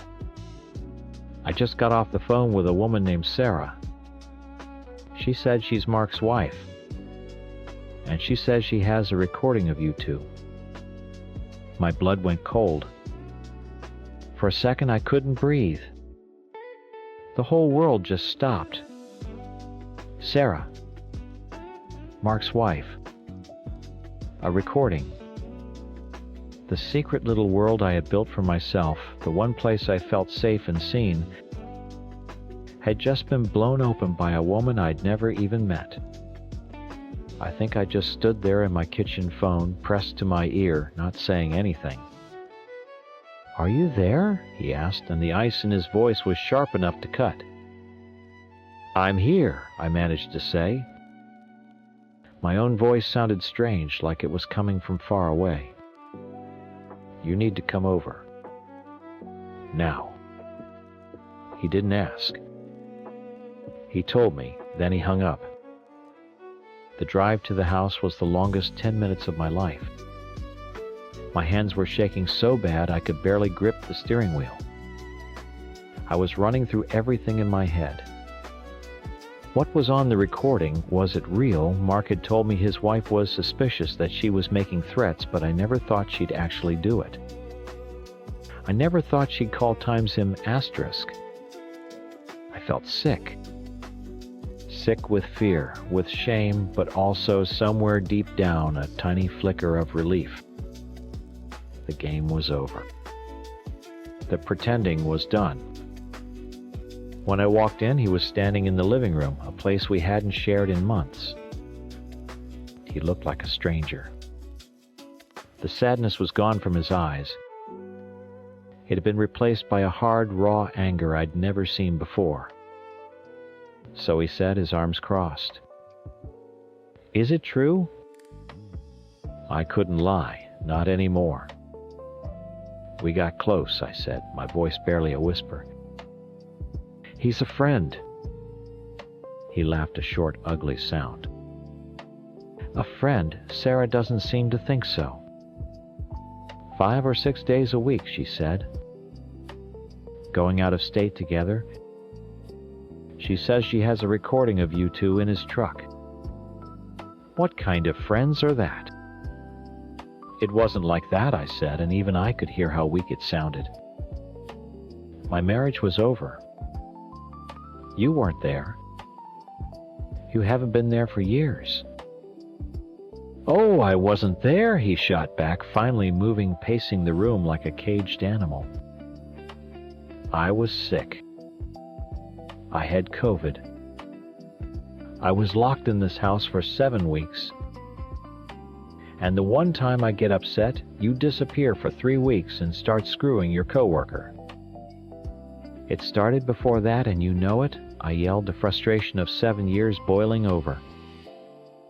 This isn't about COVID. This is about a marriage where I felt like a chore, an obligation. I begged you to touch me, to hold my hand, to make me feel like a woman and not just a roommate. You couldn't do it. Mark could. He listened. He saw me. It wasn't about sex, it was about feeling alive. "So you cheat," he said, stopping to look right at me. "Instead of talking to me, instead of trying, you just go find someone else. You make me the bad guy, tell me I don't speak your love language, all while you're having an affair." That's what he would never understand. I did times try. I tried for years until my voice was raw and my heart was tired. His sudden interest in fixing things, now that he had a villain to blame, was the ultimate insult. The affair wasn't the cause of our divorce. It was a symptom of a marriage that had died of neglect long, long ago. We stood there screaming at each other, saying all the things we should have said for years. He called me a cheater. I called him a stranger. In the end, nothing was solved. I left that house feeling hollowed out like I'd just survived a car crash. The next few weeks were a blur of logistics. We separated our bank accounts. I moved the last of my things out of the house. We only talked through text messages, short, cold, and to the point. The warmth was gone. The friendship I had foolishly hoped we could keep was completely burned away. Mark's life was a mess too. His wife had left him. The neat little escape I'd found had turned into a massive, complicated disaster that had ruined 4 lives. There were days I couldn't get out of bed, crushed by the weight of my own guilt. But then I'd remember the silence, the loneliness, the feeling of being invisible in my own home, and I knew I couldn't have stayed. On Christmas Day, I felt a strange pull. A sense of duty, maybe, or just sadness for what we'd lost. I drove over to his new apartment with a small gift. It was awkward. He was polite but distant. We made small talk. He noticed the new video game I had sitting in my passenger seat. "New game?" he asked. "Oh yeah," I said, not thinking. Mark got it for me for Christmas. The second the words left my mouth, I wanted to pull them back. I saw the flash of pain in his eyes. It wasn't a competition. It was just my new reality, a reality I was still clumsy with. To break the terrible silence, I said, "Do you want to go for a drive just to talk?" It was a peace offering. A desperate attempt to find some kind of closure that wasn't just screaming and accusations. He looked at me, and for the first time since that horrible phone call, I saw the old him, the sad, gentle man I had married. He shook his head slowly. "No," he said, his voice soft but firm. "I can't. We need to stop this. We need to stop hanging out. I need to be able to move on." And just like that, he let me go. It was the kindest, most honest thing he had done for me in years. He finally drew a line that I was too guilty and confused to draw for myself. It hurt, but it was a clean hurt. It was the closing of a door that needed to be locked. I drove away from his apartment with tears streaming down my face. I wasn't crying because I wanted him back. I was crying because it was finally truly over. He thinks he lost a wife, that I threw our marriage away for someone else. But the truth is, we lost each other years ago in the quiet, empty spaces between us. Mark wasn't the reason my marriage ended. He was just the first person who bothered to notice it was already gone. I don't know if what I did was right or wrong, but I know it was necessary. I had to choose to save myself, even if it meant becoming the villain in his story. Story 8. I need to get this out because I feel like I'm going crazy. My ex-husband Mark is making me sound like a monster, but I swear my heart was in the right place. I never wanted to hurt him. He's still my best friend, and I don't know how everything got so twisted. Mark and I were married for 15 years. We met when I was young, already a single mom to my little girl Maya. He didn't even hesitate. He stepped up and became Maya's dad in every way that mattered, and I loved him for it more than I can say. We had 2 sons of our own, built a house, a life. It was good, it was comfortable, we were a great team. He was and still is the best man I know. But for years there was this quiet hum. Like a refrigerator you don't notice until it suddenly turns off. I felt like I was playing a part. I was a good wife, a good mom. I loved my family fiercely. But a part of me was numb, walled off. I thought everyone felt that way. I thought that's just what happens when you settle down and get older. You trade a little bit of yourself for the comfort of a family. I pushed it down because I had a good life with a good man, and I didn't want to be ungrateful. Then about 1.5 years ago, I met Sarah at a work conference. And the refrigerator turned off. The hum stopped. It wasn't a choice, it wasn't an affair, it was just recognition. Like seeing a color I never knew existed. Everything inside me that was quiet and numb woke up. I was in love, and for the first time I understood what that was supposed to feel like for me. I'm a lesbian. Saying it out loud felt like breathing after holding my breath my whole life. Telling Mark was the single most difficult conversation I've ever had. I wasn't leaving him for someone else, not really. I was leaving the life that wasn't mine to live anymore. I was hurting my best friend, the father of my children, and it shattered me. But he was incredible. He was hurt, of course, but he was kind. He understood. We cried for hours. We promised each other that we would always be family. We promised we'd be the best co-parents on the planet for Maya, for the boys. And for the last year we have been. Honestly, it's been amazing. We coordinate schedules, have family dinners, we talk on the phone almost every day. He gives me advice about Sarah, I help him with his dating app profile. It felt like we'd pulled off the impossible. We were divorced, but we were still a team. I was so proud of us. 2 weeks ago, Sarah proposed. She took me to the place we had our first real date and got down on one knee. All the guilt and confusion I'd been carrying for the last year just dissolved. It was just pure, simple joy. I was finally going to be fully and completely myself, married to the woman I love. We decided we didn't want a long engagement.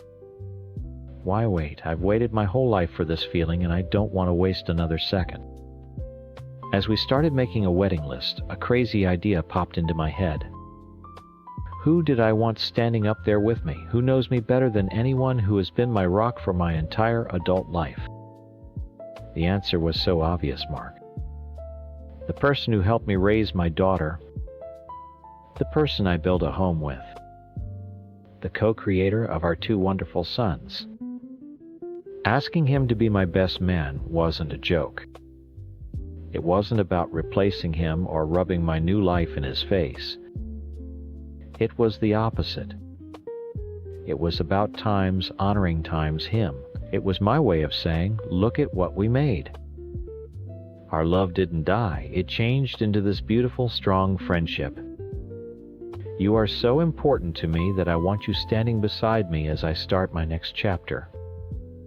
It was supposed to be the ultimate proof that we had succeeded, that we were the perfect modern family. I couldn't wait to tell him. I called him that afternoon, my voice shaking with excitement. I told him Sarah proposed and I was getting married. He was quiet, but I figured he was just processing. That's great, he said, but his voice was flat. I have something I want to ask you, I said, my heart practically beating out of my chest. It might sound crazy, but I want you to be my best man. Silence. Complete dead silence on the other end of the line. Mark. Are you serious? He finally said, and his voice was cold. It was a tone I hadn't heard from him in years. You want me to stand at the altar and watch you marry the woman you left me for? My whole happy bubble just burst. That's not what it is. It's about you being my best friend. It's about our family. No, he said, and his voice got sharper. I'm not doing that. I won't even be there. And I can't believe how fast you're moving this along. Sarah's just going to move into the house with my kids after only a year. I was stunned. Hurt. He made my joy sound cheap and reckless.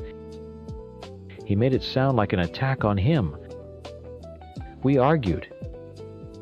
And it was awful. It was the first real fight we'd had since the divorce. I ended the call feeling like I'd been slapped. How could he not see the love behind my request? The kids, of course, were thrilled about the engagement. They love Sarah. They see how happy she makes me. But when I told them their dad wasn't coming to the wedding, they were devastated.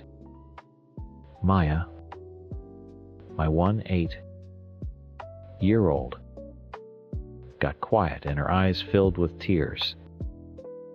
My 6-year-old son stormed off to his room. My youngest just looked at me, his face crumpled in confusion, and asked, "Why does Dad hate you now?" That night things exploded. Maya called him, and I could hear her shouting from her bedroom. Later she came out and told me she'd told him that if he couldn't support my happiness, she didn't want him in her life. Now both of our sons are refusing to answer his calls or go to his house for the weekend. They're so angry with him. Our perfect co-parenting team, our modern family, has completely fallen apart in a matter of days. and Mark says it's all my fault. For a few days, the house felt like a fortress. My kids were my soldiers, and Mark was the enemy. They showed me texts he was sending full of desperate, "I love you," and "please just talk to me." They would read them, scoff, and then ignore them. A part of me felt protected and vindicated. Asterisk. See times I wanted to say to him. Asterisk. They get it. They see that my happiness is the family's happiness. Asterisk. But another part of me felt sick. This wasn't a victory. This was the exact opposite of the beautiful, evolved family I was so proud of. I had broken the first rule of co-parenting: never put the kids in the middle. Mark and I weren't speaking. The silence was heavy and awful. I missed my best friend. I missed our daily calls, our stupid inside jokes. I kept picking up my phone to send him a funny meme, then remembering I couldn't. It felt like a death. Then on Saturday, Maya came into the kitchen while I was making coffee. She had her car keys in her hand. "I'm going to see Dad," she said. Her voice was steady, but her jaw was set. My stomach dropped. "Honey, you don't have to. You're allowed to be angry." "I know," she said, looking me right in the eye. "But he's still my dad. And I need him to understand." I spent the next 3 hours pacing the house, imagining every terrible scenario. I pictured him convincing her I was a monster, that I had thrown our family away. I imagined her coming home crying, telling me she was going to live with him. By the time my phone buzzed with a FaceTime request from her, I was a wreck. I answered, and my screen was filled with two faces. Maya and Mark sitting side by side on his familiar gray sofa. Maya's eyes were puffy, like she'd been crying, but she was smiling a little. And Mark, he just looked broken. The anger was gone. In its place was an exhaustion so deep it seemed to age him 10 years. Mom, Maya started, her voice soft. We talked. About everything. She took a deep breath.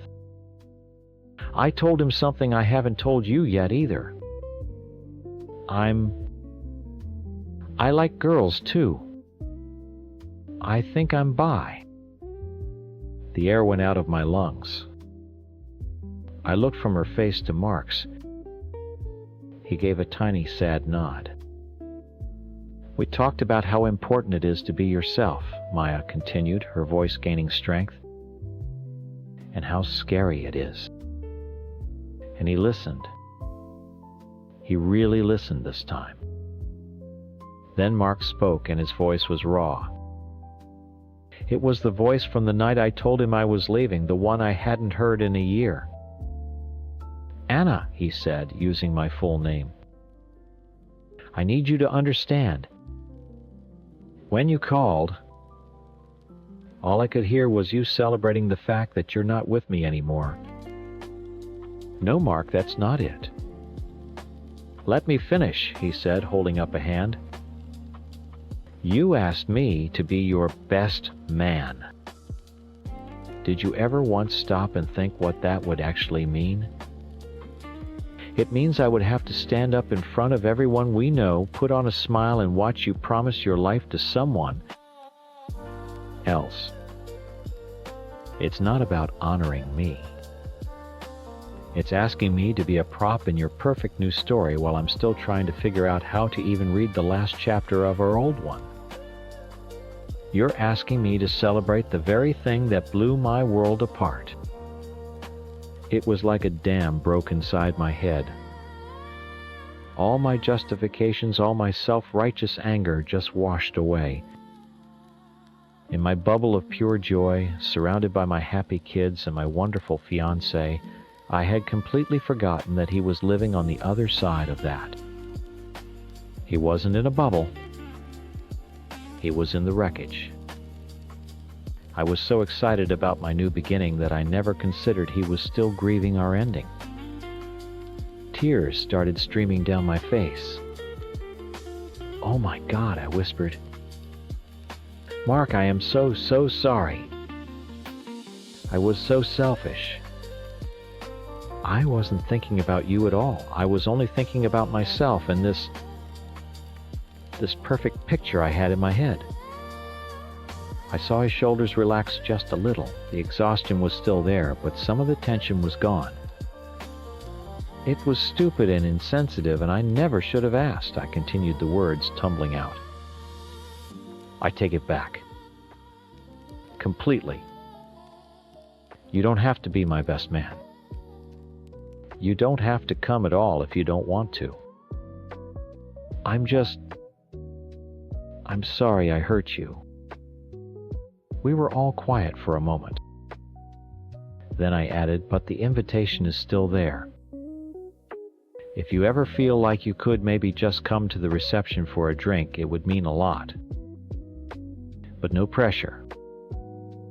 Either way, you're still my family." He nodded slowly. "Okay," he said. "Thank you for that." The kids went to his house the next day. The war was over. But as I sat in my quiet house with Sarah, a different kind of sadness settled over me. I finally had to admit that the perfect, happy, blended family I had been so proud of, the one where my ex-husband could stand beside me while I married my soulmate, was never real. It was just my dream. A naive, selfish dream that didn't leave room for his pain. Our friendship isn't broken, but it's different now. It has a scar. We're more careful with each other, more aware of the invisible line between us. The daily calls are less frequent. It's a little more awkward. He told me he's not ready to come to the wedding, not even the reception, and I told him I understood. And I actually do now. I'm still getting married to Sarah next month. I am still overwhelmed with a kind of happiness I never knew was possible. I'm finally living my real life. But I've learned that my happiness doesn't exist in a vacuum. It cost something. It cost him. I can't fix that for him. All I can do is leave the door open and hope that one day he'll be able to see my new life not as the thing that ended his, but just as the thing that started mine. I can't let his pain dim my light anymore. This is my time. Story 9. People see my son's life now, the big house in Europe, the money, and they hear his story. His version of it. They call my husband and me monsters. They say we abandoned him when he needed us most. But they don't know the truth. They don't understand what it means to build a family, not just with feelings, but with sweat and sense. I am his mother.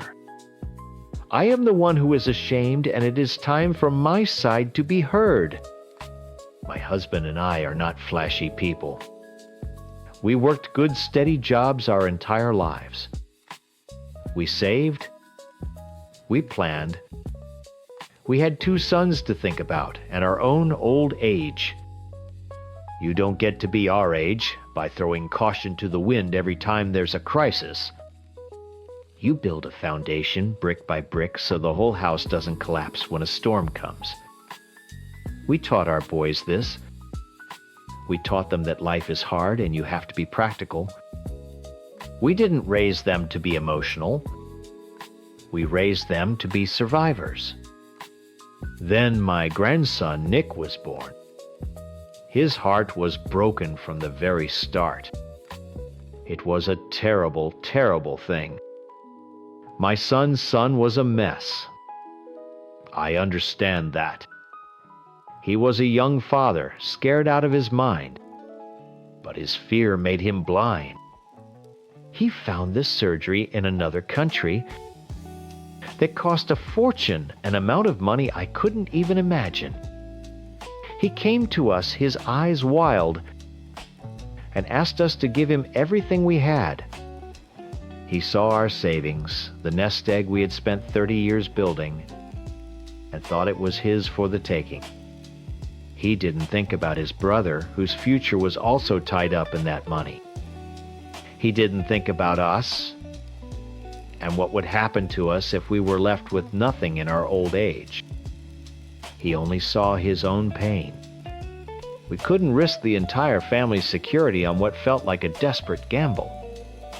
His wife's parents, they were different. They were always more dramatic. They sold their apartment, their only home, for $35,000. It was a crazy, reckless thing to do, leaving their whole future up to fate. We talked about it, my husband and I, and we decided to do what was responsible. We gave him $100. It wasn't about the amount. It was a gesture. It was to say, we are with you, we are praying for you, but we cannot set our own house on fire to keep you warm. He saw it as an insult. We saw it as the only sane choice we could make. I know the years after were difficult for him. He talks about it now like we turned our backs on him, but we saw him becoming the man we raised him to be. He worked hard. He found a way. He succeeded beyond our wildest dreams. When we heard he'd become a millionaire, we were so proud. My husband and I looked at each other, and we thought, finally, he gets it. The family is strong. In our culture, that's how it works. A strong branch supports the whole tree. His success wasn't just his. It was the family's. It was meant to lift all of us up. But the success and that move to Europe, it changed him. He got lost in that Western way of thinking where everything is about the individual. What's in it for me? Family became a business to him. He paid back his in-laws for their reckless act. He bought them a huge house, sends them on expensive vacations. He treats it like he's settling a debt. He made his friend a partner in his company. Another debt settled. But what about us, his parents? We weren't a debt to be paid. We were the ones who gave him life, who laid the foundation. He treats us like distant relatives. When we want to see our own son, our own grandchildren, we have to book our own flights. We have to pay for a hotel. His in-laws get a guest wing. We get a list of nearby accommodations. He says he learned a lesson from us. But the lesson he learned is wrong. He thinks love is something you can count, like money in a bank account. The real proof of what he'd become came 5 years ago. My other son, a good man with a good idea, wanted to start his own business. He needed a loan. For my son's son, the amount was nothing. A drop in the ocean. He could have written the check and not even noticed the money was gone. But he sat across from his own brother and told him it wasn't a good investment. He closed the door in his brother's face. He chose money over blood. But even that wasn't the worst of it. The moment that truly shattered my heart happened just a few months ago. My granddaughter, his niece, got into a car accident. She was driving drunk, I know it was. A stupid, childish mistake. But she's just a kid. She was hurt badly, and now she has scars on her face. She won't leave the house. She's ashamed. The surgery to fix it is cosmetic, yes, but it's not about vanity. It's about healing the wound inside her, the shame she feels every time she looks in the mirror. We asked Son for help. This is his family. His niece. And do you know what this multimillionaire, this son of mine, said? He told his brother, my son, that if he wanted to pay for his daughter's surgery, he should consider downsizing his home. He told him to sell his house. The cruelty of it, the absolute coldness. To tell his own brother to give up his family's security, the very thing we taught them to protect. Above all else, for something he could pay for with a change in his pocket. That was the moment I knew I had lost him. He complains that we didn't sacrifice our future for him, and now he demands his own brother do just that, all while he lives in a palace. My husband and I talked late into the night for weeks, crying, wondering where we went wrong. How did our son become this cold, calculating stranger? We are the villains in his story, but we are the ones with broken hearts. And so we decided something. We can't let this be the end of our family. We can't let him erase us, his own parents, his own brother from his life. A letter came in the mail last week. It was an invitation printed on thick, expensive paper. It's for my grandson Nick's 18th birthday. A huge, lavish party at their estate in Europe. We would be delighted by your presence, it said. It felt like another test. Another way to make us pay our own way, to be reminded of how little we matter. But this time, we aren't just going to visit. We're going to do something more. My husband has a box in the attic. It's full of things from Son's childhood, letters he wrote, pictures, things he's long forgotten. We're bringing it with us. And we bought one-way tickets. The flight over the ocean felt endless. My husband slept most of the way, his head resting against the cold window, but I couldn't close my eyes. I just stared out into the darkness, the heavy box of memories resting on my lap. Every photo, every clumsy drawing from kindergarten, every report card felt like a piece of evidence. This was the boy we raised. This was the son we knew. I had to believe that boy was still in there somewhere, buried under all that money and European strangeness. His house wasn't a house. It was a palace. A stone monstrosity with a garden so big you could get lost in it. A smiling woman, a housekeeper, I suppose, showed us to our room. And yes, it was a room in the main house this time, not a hotel. A small victory, I thought. A sign that maybe he wanted to fix things. But the room was cold and impersonal, like a guest room for strangers, which I suppose is what we are now. His in-laws were already there, laughing with my daughter-in-law in the kitchen, looking perfectly at home. They wore expensive clothes. They belonged. We just felt like old dusty relatives who had shown up unannounced. The party was obscene. Hundreds of people, all dressed in formal clothes, drinking champagne that probably cost more than our monthly mortgage payment. Music drifted from somewhere in the garden. And in the middle of it all was Nick, our grandson. 18 years old, healthy and strong. Looking at him so tall and confident, you would never know he was the baby who had started all of this. For a moment, my heart ached with pride. This was the success. This was what it was all for. But then I saw my son's son moving through the crowd. He was shaking hands, smiling a smile that didn't reach his eyes. He looked like a king in his own court, and we were just peasants begging for an audience. I couldn't take it anymore. I found my husband took his hand and walked over to our son. I asked if we could speak to him alone for a moment. He led us to his study. It was dark wood and leather with a wall of books he's probably never read. He stood by his big desk, not even offering us a seat. He just waited impatient. "What is it, Mother? It's Nick's party." I put the old cardboard box on his polished desk. "We brought this for you," I said, my voice trembling a little.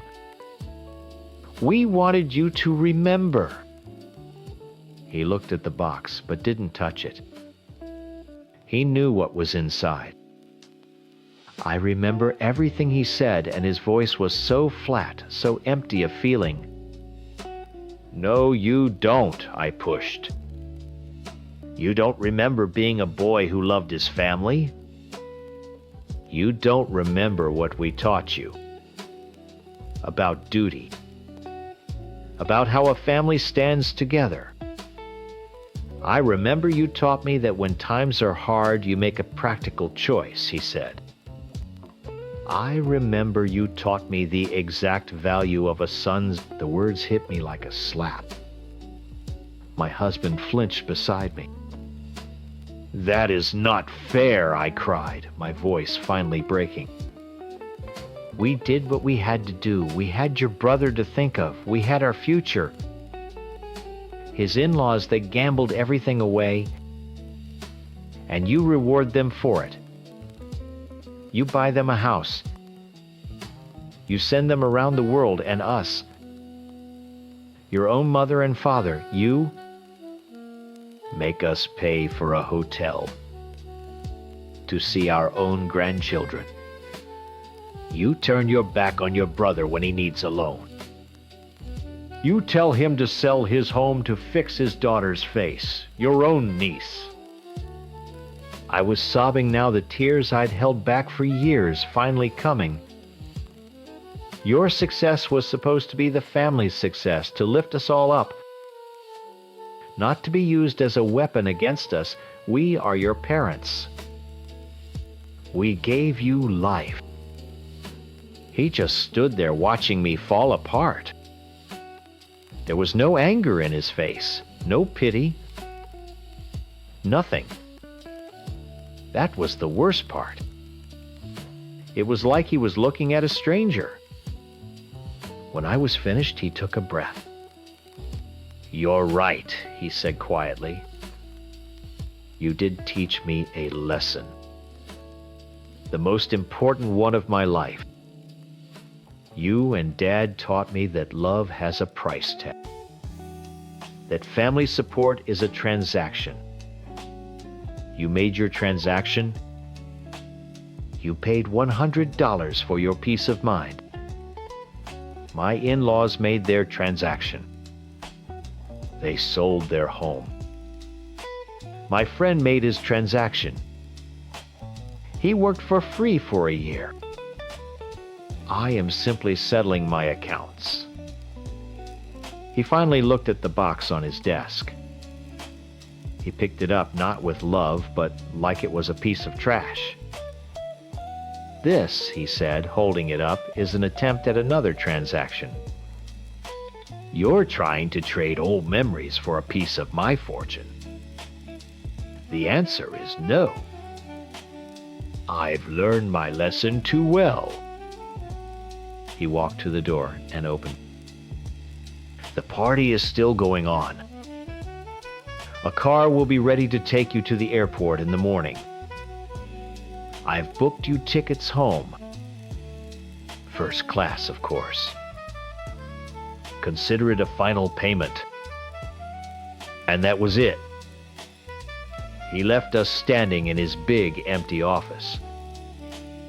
My husband put his arm around me and led me out. We didn't say goodbye to anyone.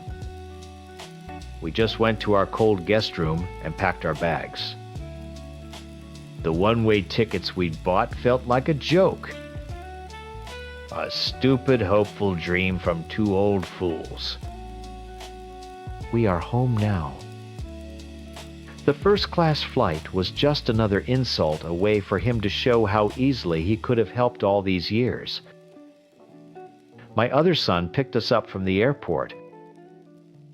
We had to tell him everything. The shame of it is a physical weight in my chest. We failed both our sons, but in such different ways. People will read my son's story and they will call me a villain. I suppose in his world I am. In his world of balance sheets and transactions, we made a bad investment. But in my world, the world where I grew up, you build a foundation for your family so it can withstand anything. He didn't just leave the foundation. He bulldozed it, built a palace on top, and left us outside the gates.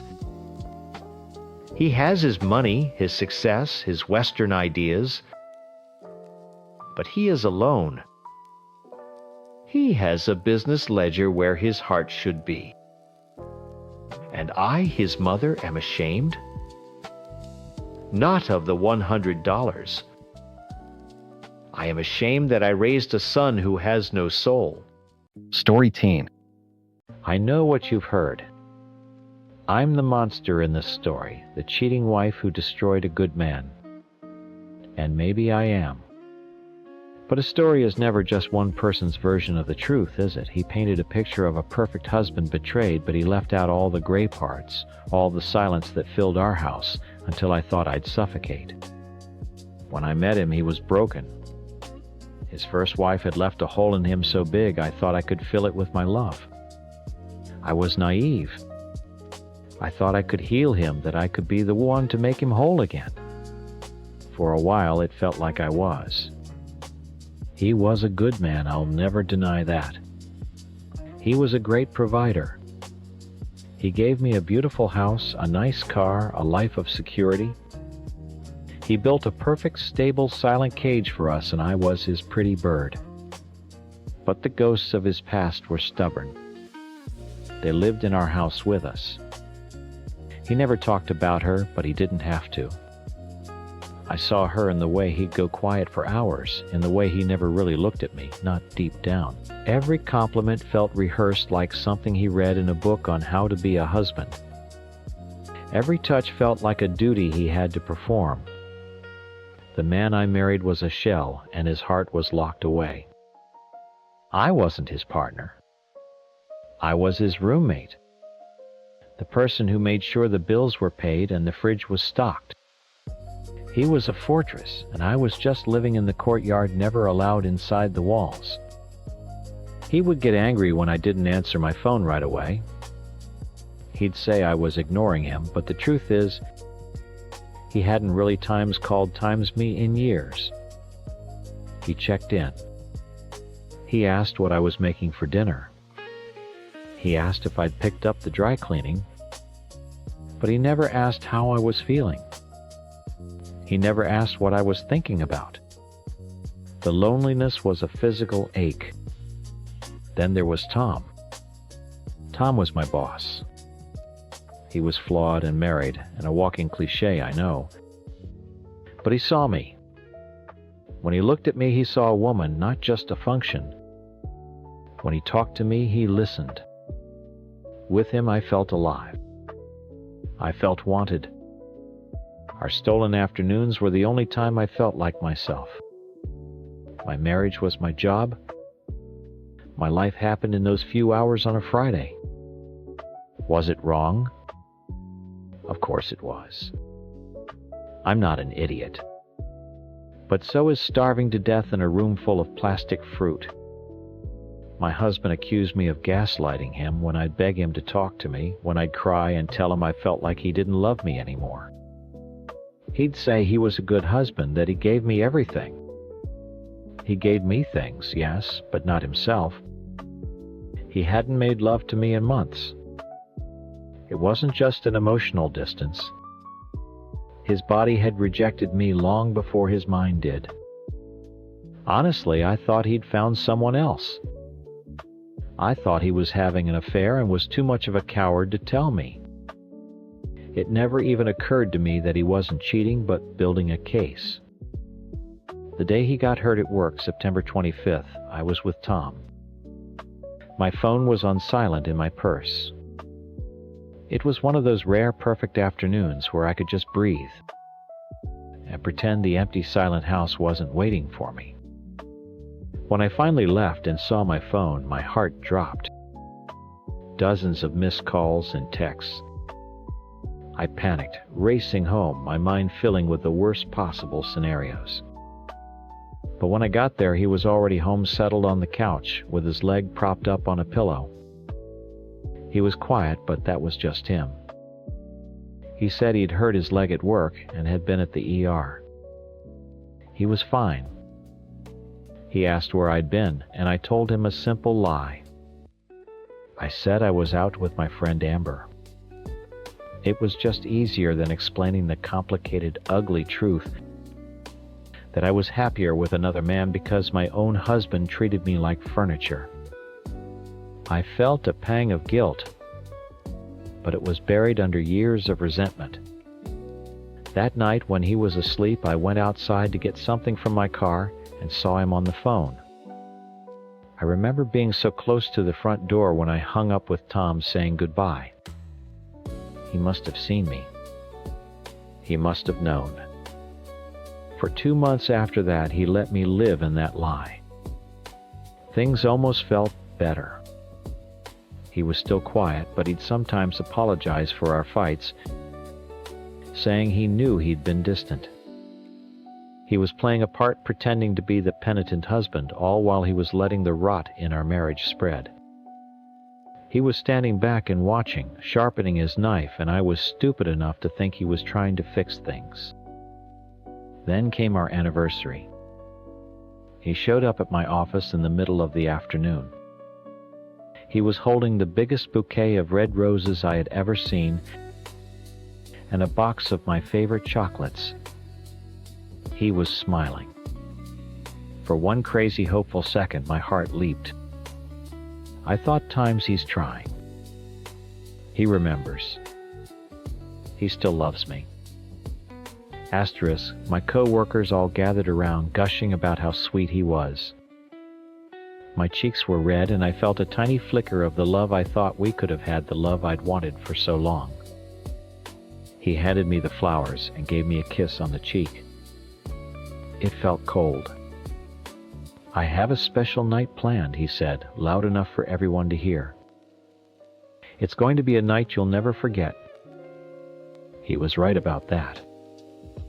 An hour later, after the excitement had died down and I was back at my desk trying to work, but still looking at the flowers, a man in a sheriff's deputy uniform walked into the office. He walked right up to my desk. The whole floor went silent.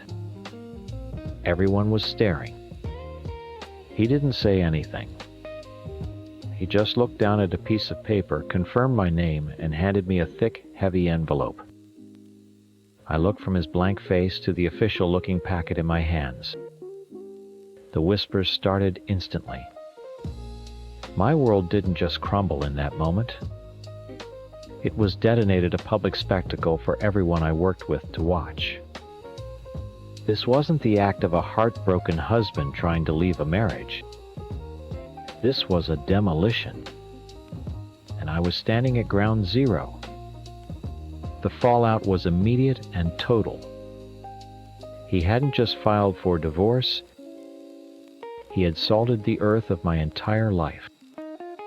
I tried to call him on my way home, my hand shaking so badly I could barely hold the phone. It went straight to voicemail, of course. He was in control now. This was his show.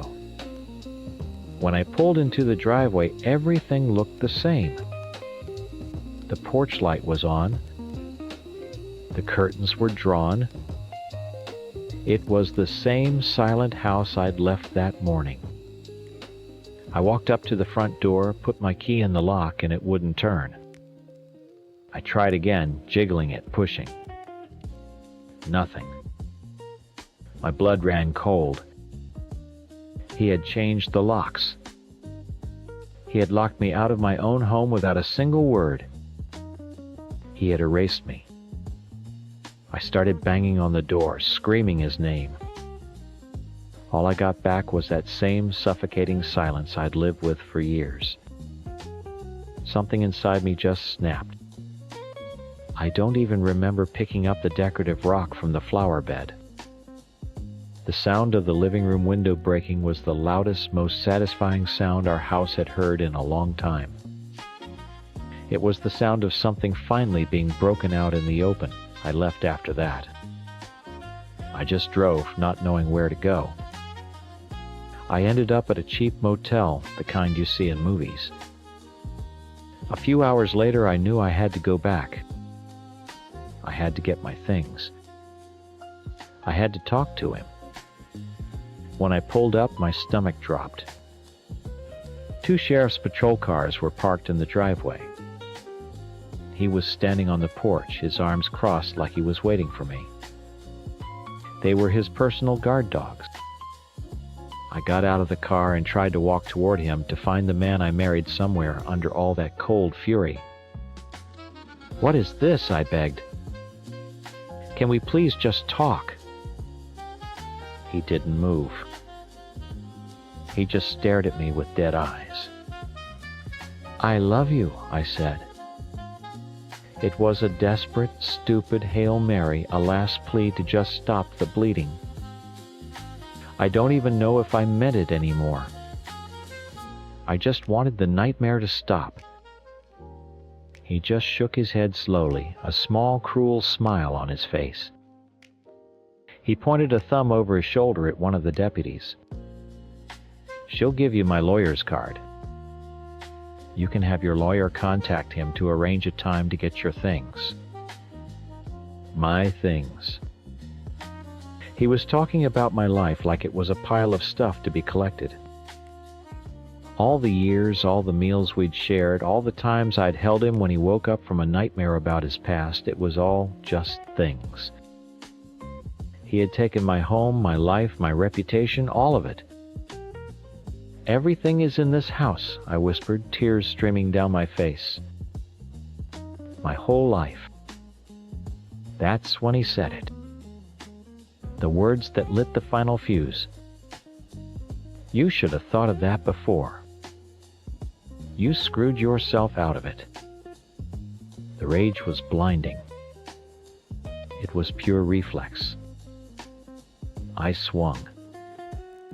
The crack of my knuckles against his jaw was sharp and ugly.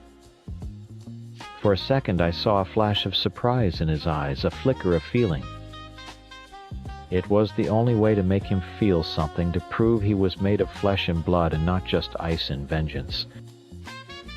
The deputies grabbed me instantly, and just like that, it was over. The weeks that followed were a systematic demolition.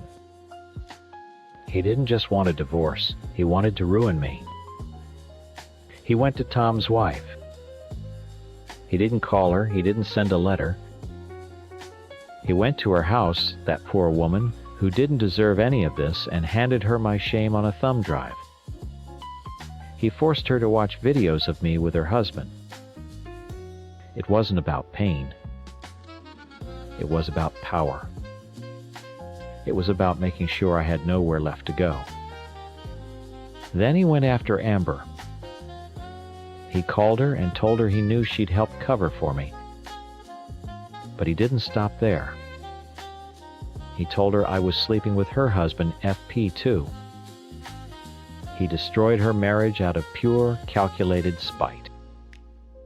He didn't have to do that. It had nothing to do with our divorce. It was just another body to leave in his wake.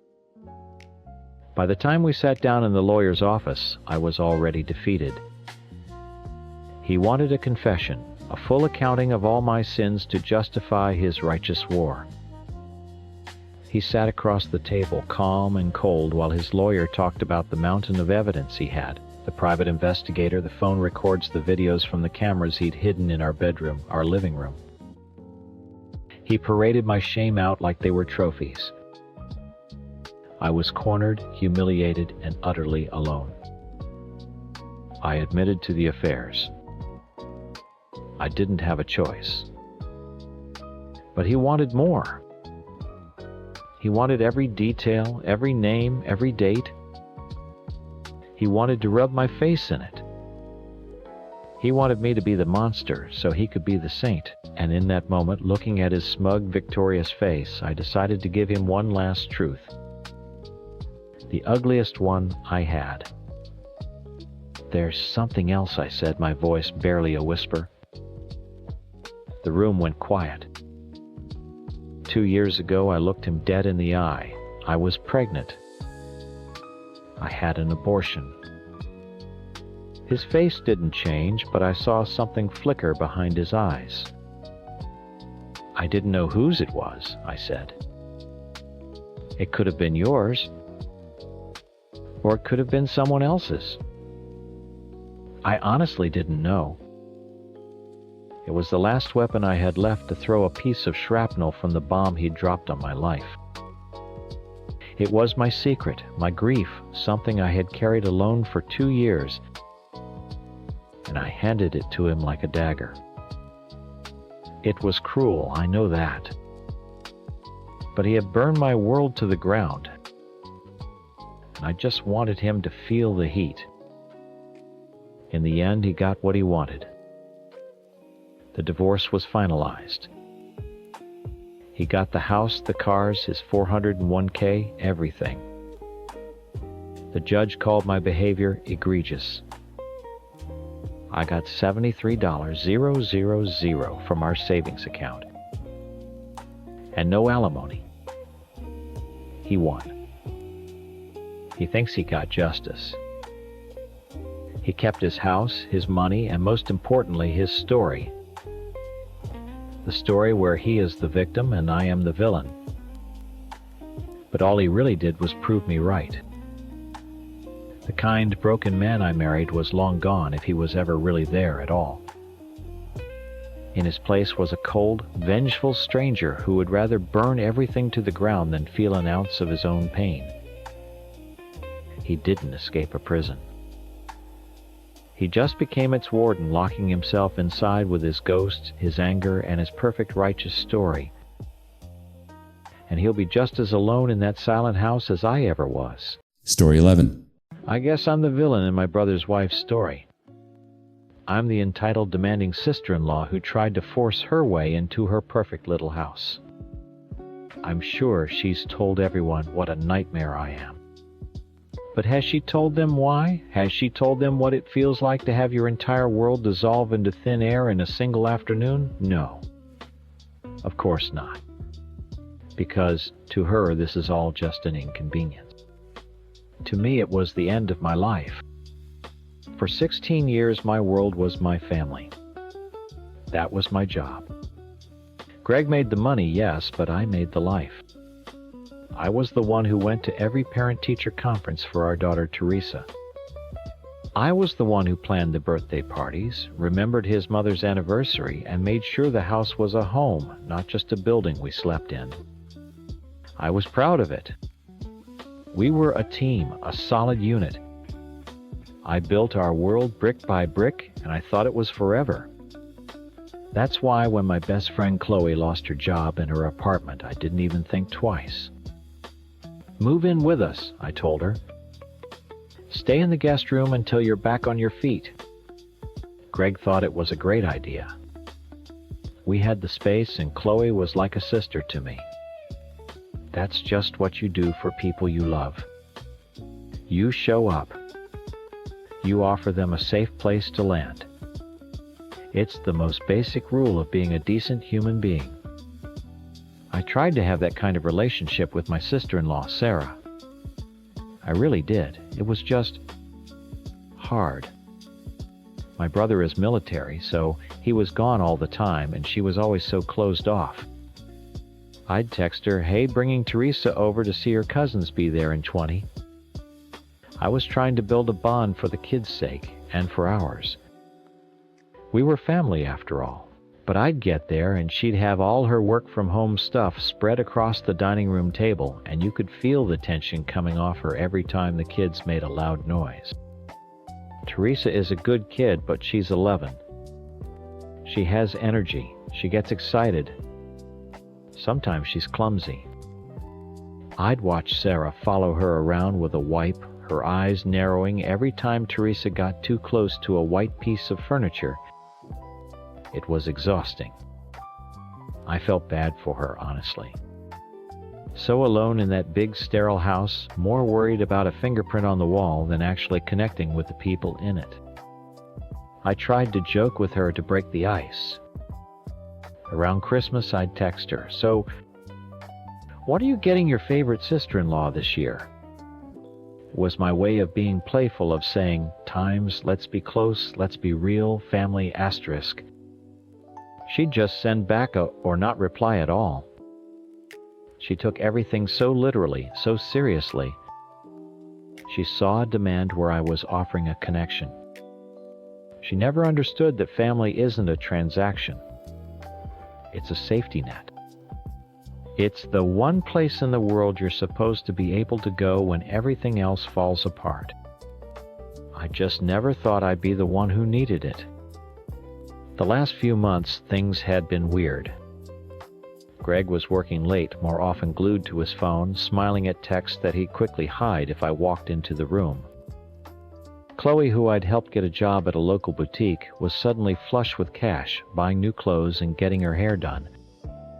She was distant too.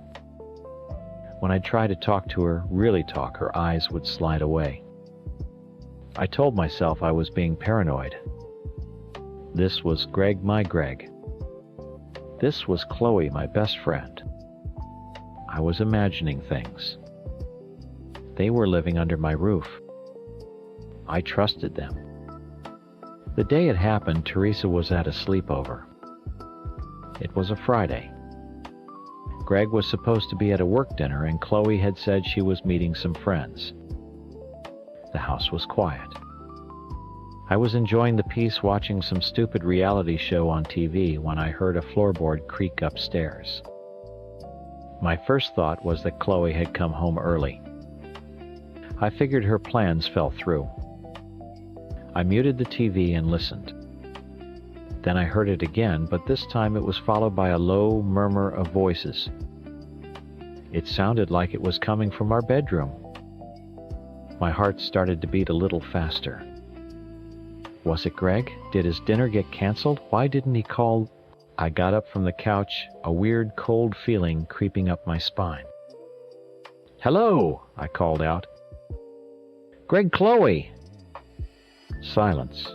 Now I was scared. Was it a burglar? I grabbed the heaviest thing I could find, a thick glass vase from the entryway table, and started walking slowly toward the stairs. My hands were shaking. Every step on the staircase seemed to echo through the house. I could hear my own breathing sharp and loud in my ears. As I got closer to the top of the stairs, I could hear the voices more clearly. A man's low laugh and a woman's. It was a laugh I recognized. A laugh I had heard 1,000 times over coffee in my car, across my own dinner table. It was Chloe's laugh. And the man's voice, it was Greg's. But that didn't make sense. He was at a work dinner. She was out with friends. They were supposed to be in 2 different parts of the city. My mind refused to connect the dots.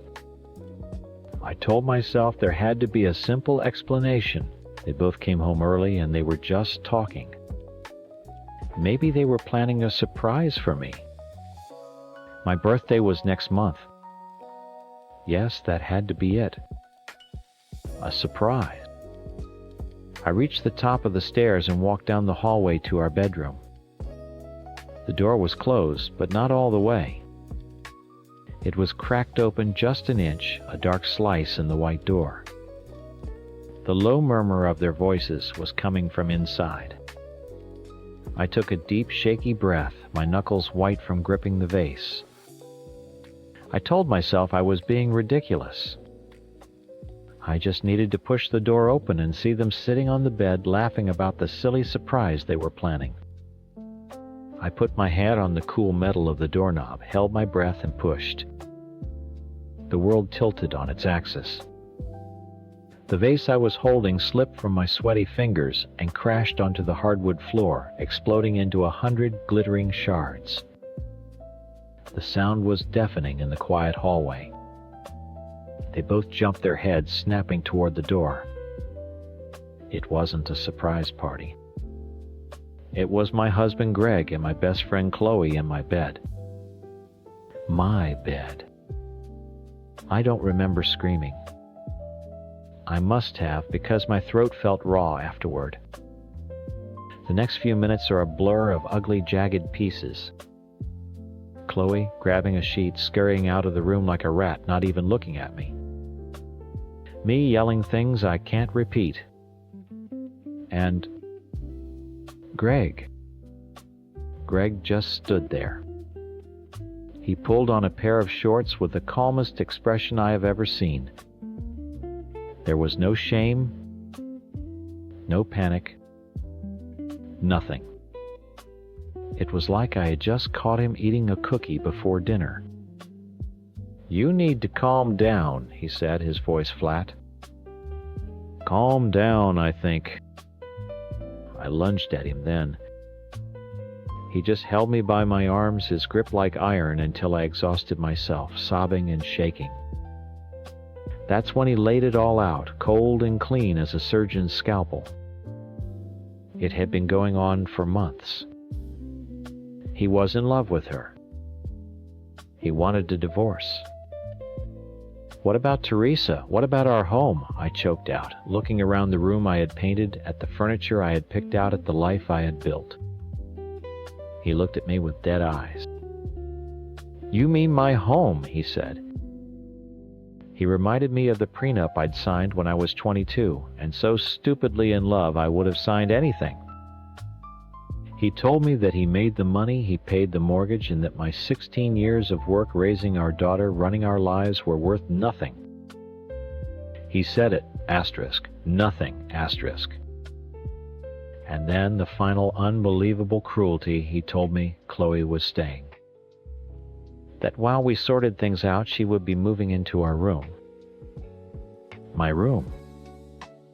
And I was to go back to the guest room, the one she had just vacated. I was a ghost in my own house. For 2 days I hid in that guest room, listening to them whisper and laugh down the hall. I'd see them in the kitchen making coffee together at the counter where I used to stand. I looked at my daughter, who was due back from her sleepover any minute, and a primal fear washed over me. I could not let her walk into this. I couldn't let this poison touch her. We had to get out. My mind was a hurricane, but through the chaos, one lighthouse appeared: my brother. Family. It wasn't a thought, it was an instinct. He was deployed, but his home, his wife, his family were here. Sarah had a 3-bedroom house. Her kids were little. There was space. It wasn't a question of times, if times we could go, it was just a fact. It was the entire point of family. When your ship sinks, they send the lifeboat. You don't have to ask for it. My hands were still trembling as I dialed her number. I tried to make my voice sound steady, like I had a plan, like I wasn't falling to pieces. "Sarah, it's me." I took a breath. "It's over with, Greg. It's bad. Teresa and I are going to come crash at your place for a bit." I said it like a statement, a fact. I was informing her of the rescue plan. I waited to hear the words that are supposed to come next. Oh my God, of course. "Come now. We're waiting." There was a long, cold silence on the other end of the line. Then she said, "No, you're not." The word just hung there in the air. Asterisk. No. Asterisk. It didn't make any sense. It was like telling a drowning person, "No, you can't get in the boat." I started to stammer, trying to explain that my husband had moved his mistress into my bed, that I had nowhere else to go. She cut me off. "We just can't have that right now," she said, her voice completely devoid of any emotion. She started listing things, petty complaints, as if she were reading from a spreadsheet. She said Teresa was too rough with her kids' toys. She brought up a comment I had made weeks ago after a friend of mine got cheated on, where I had said, "You can't trust any man." She said it was inappropriate and made her uncomfortable. I couldn't believe what I was hearing. My world was on fire, my life had been reduced to ashes, and she was worried about a broken toy and a throwaway comment. "Sarah, please," I begged. The strength I was faking completely crumbled. "Please. I have nowhere else to go. He's kicking me out. I just need a safe place for my daughter." I was crying openly, pleading with my brother's wife, my family, to show an ounce of human decency. "I'm sorry," she said, and she didn't sound sorry at all. "The answer is no." And she hung up. I just stood there, phone in my hand, listening to the dial tone. I had been betrayed twice in 3 days. First by the man I'd given my life to, and then by the family that was supposed to be my last resort. Later that night, my brother called. For a second, a stupid, hopeful part of me thought he was calling to apologize, to say Sarah had made a horrible mistake, and they were on their way to get me. But his voice was the same as hers. Calm, distant. He said he'd spoken to Sarah. He said he trusted her judgment and supported her decision. He said they'd help me look for an apartment, maybe send some money for a deposit. They were offering me a transaction. A problem to be managed. Not a home, not a sanctuary. They left me. They closed the door, locked it, and left me and my 11-year-old daughter on the outside. They sat in judgment of my desperation from the safety of their perfect, stable life while mine burned to the ground. All because I was too messy, too loud, too much of a problem. All because my grieving child might break a lamp. And I'm supposed to be the villain of this story, fine. But they're the ones who left their family to drown. Story 12. My name is Ann, and I know what you think of me. You've probably heard his side of the story. I'm the monster who left her fiancé right after he was diagnosed with cancer. I'm the cheating fiancé who broke up with him over a text message. And you know what? All of that is true. I did those things. But I need you to understand why. I'm not asking for you to forgive me. I just want you to know that before he had cancer, I was the one who was sick. I was the one whose future was already gone. My world started getting smaller the day a doctor with a kind face told me what was wrong with my legs, my hands, my brain. It was a progressive neurological disease. A long, slow slide into a wheelchair. That's what he told me. A thief that would take things from me one by one, starting with running and ending with, well, everything. Then I met him. And for the first time in a long time, it felt like my world was opening back up. He was a builder, strong and capable in all the ways I was starting to fail. He knew about my diagnosis from the start, and he didn't run. He did the opposite. He started planning. He talked about building us a house from the ground up, one with wide doorways, no stairs, a ramp out front, a roll-in shower. To most people that might sound grim. To me, it was the most beautiful romantic thing I'd ever heard. It wasn't about the disease. It was a promise. It was him saying, I see the future, all of it, and I'm not scared. I'll be here with you. To get the money for our dream house, we needed to sell my current one. He owned a small construction business on the side, and he offered to do the renovations himself to get it market ready. It made perfect sense. He spent weeks there gutting the kitchen, redoing the bathroom, fixing the deck. He put in about $30,000 worth of work and materials.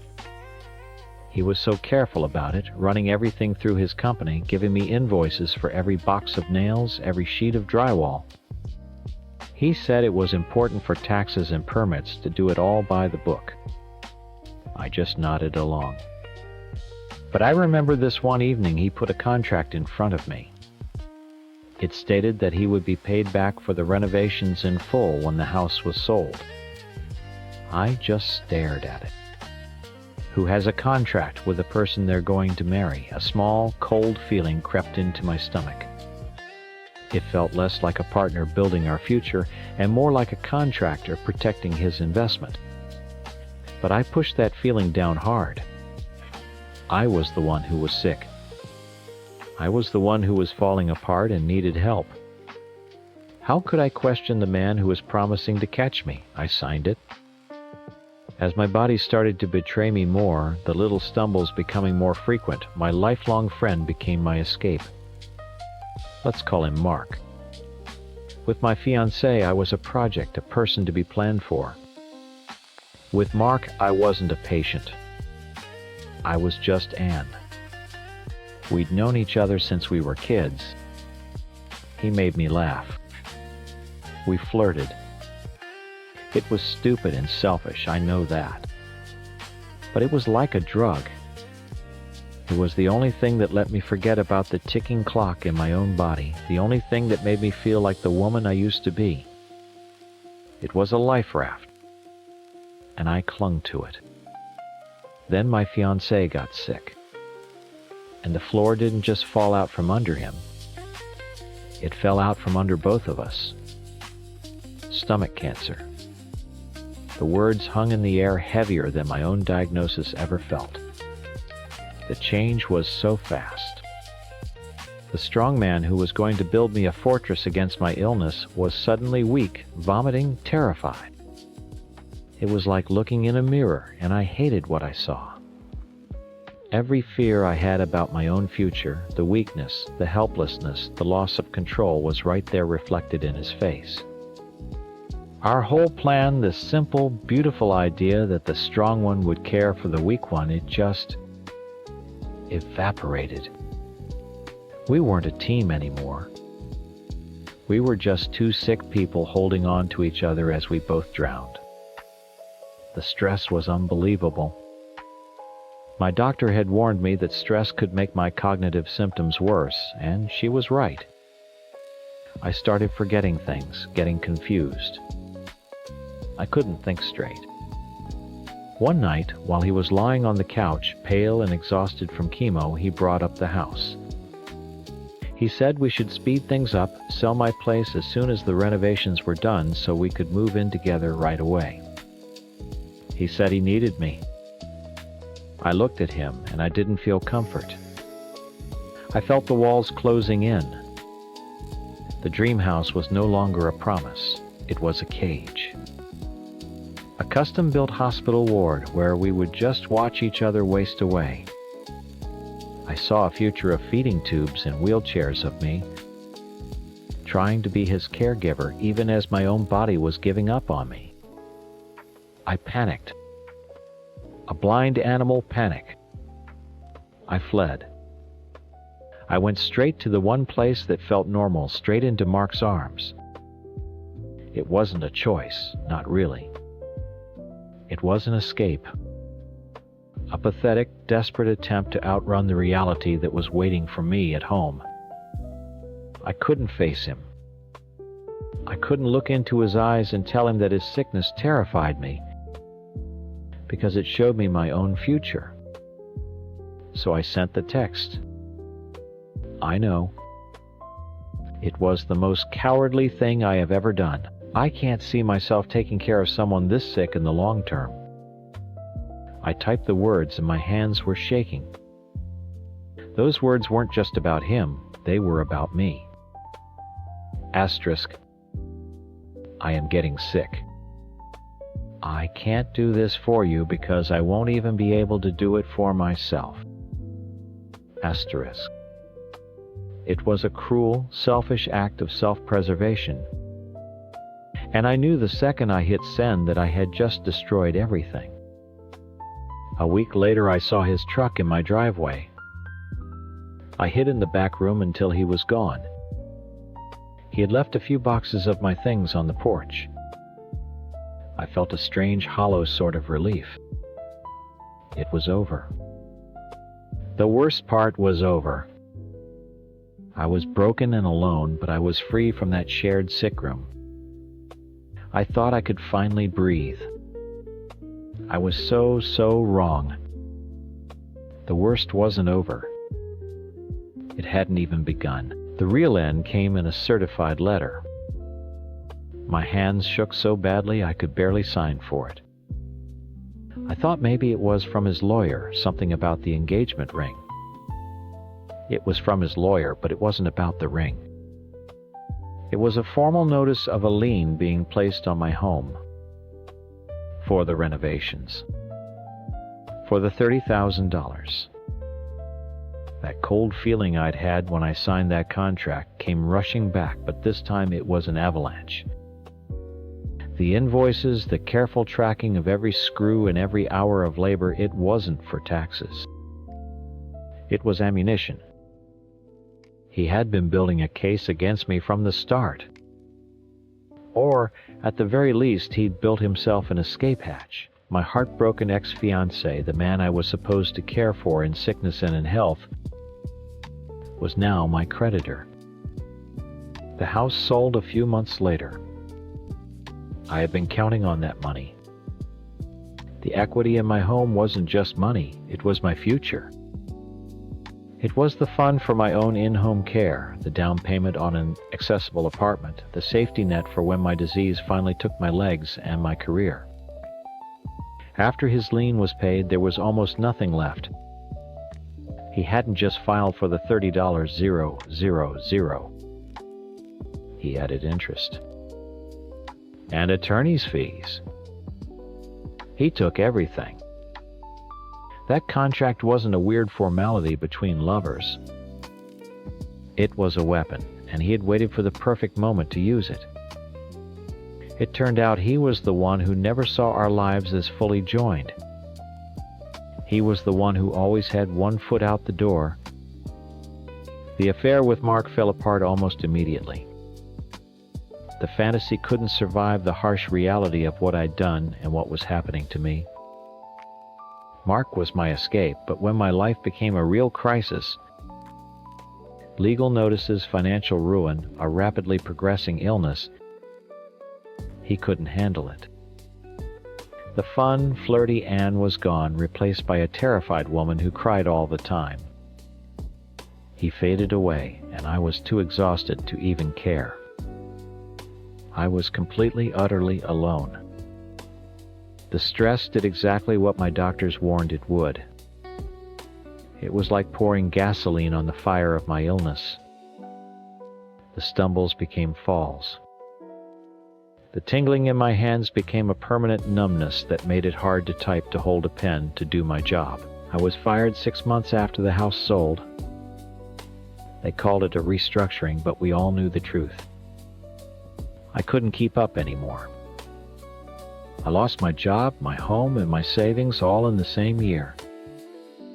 My fiancé, my health, my future, all gone. The irony was so cruel it felt like a joke. I ended up in that wheelchair we had planned for. But I wasn't in our beautiful open-plan dream house with the wide doorways. I was living in my daughter's tiny guest room in a house full of stairs I couldn't manage and doorways so narrow I scraped my knuckles every time I went through them. He had promised to build me a haven, but his revenge left me a prisoner in someone else's home. Years passed.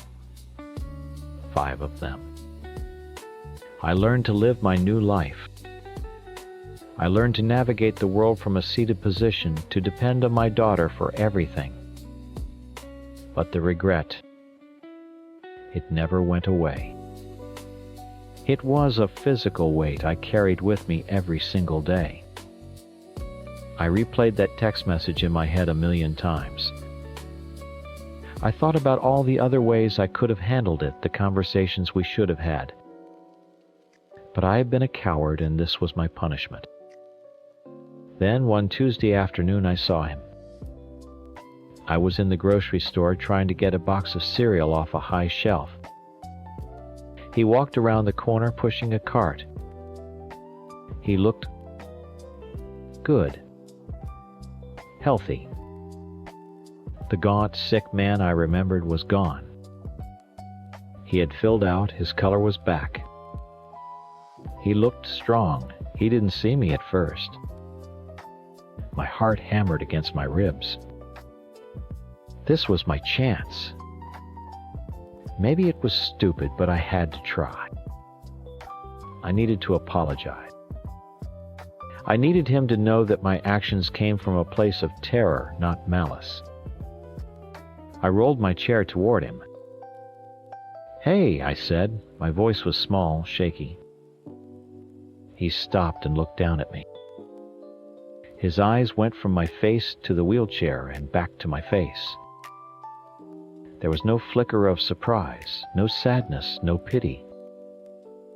Nothing. His expression was completely blank. I just wanted to say, "I'm sorry," I stammered. "For everything. What I did was unforgivable. I was so scared of my illness of yours."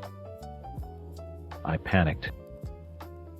"I know it's no excuse, but I live with it every day, and I am so sorry." He listened without a word. The silence stretched on, cold and heavy. I thought maybe he was processing it, maybe he'd just walk away. But he didn't. He took a small step closer, leaned down just a little, and said, his voice quiet and even, "You said you couldn't see yourself taking care of someone so sick in the long term." My own words thrown back at me like stones. The blood drained from my face. He straightened up, a tiny, almost invisible smile on his lips. "You were right to be worried. It was a lot to take on. But I got better." He glanced down at me in my chair again, a long, deliberate look. "And you got worse. Funny how things work out." He pushed his cart past me and continued down the aisle, picking up a loaf of bread as if he'd just commented on the weather. And in that moment I finally understood. This wasn't just about him getting his money back. The lien wasn't a business transaction. It was the first part of his revenge. This right here was the second. He hadn't just moved on. He had waited. He wanted this exact moment. He wanted to see me broken. He wanted to look at the woman in the wheelchair he was once going to build a home for, the woman who had abandoned him, and feel the satisfaction of knowing he was the one who had pushed me over the financial and emotional cliff. He didn't just survive. He won. And he wanted to make sure I knew it.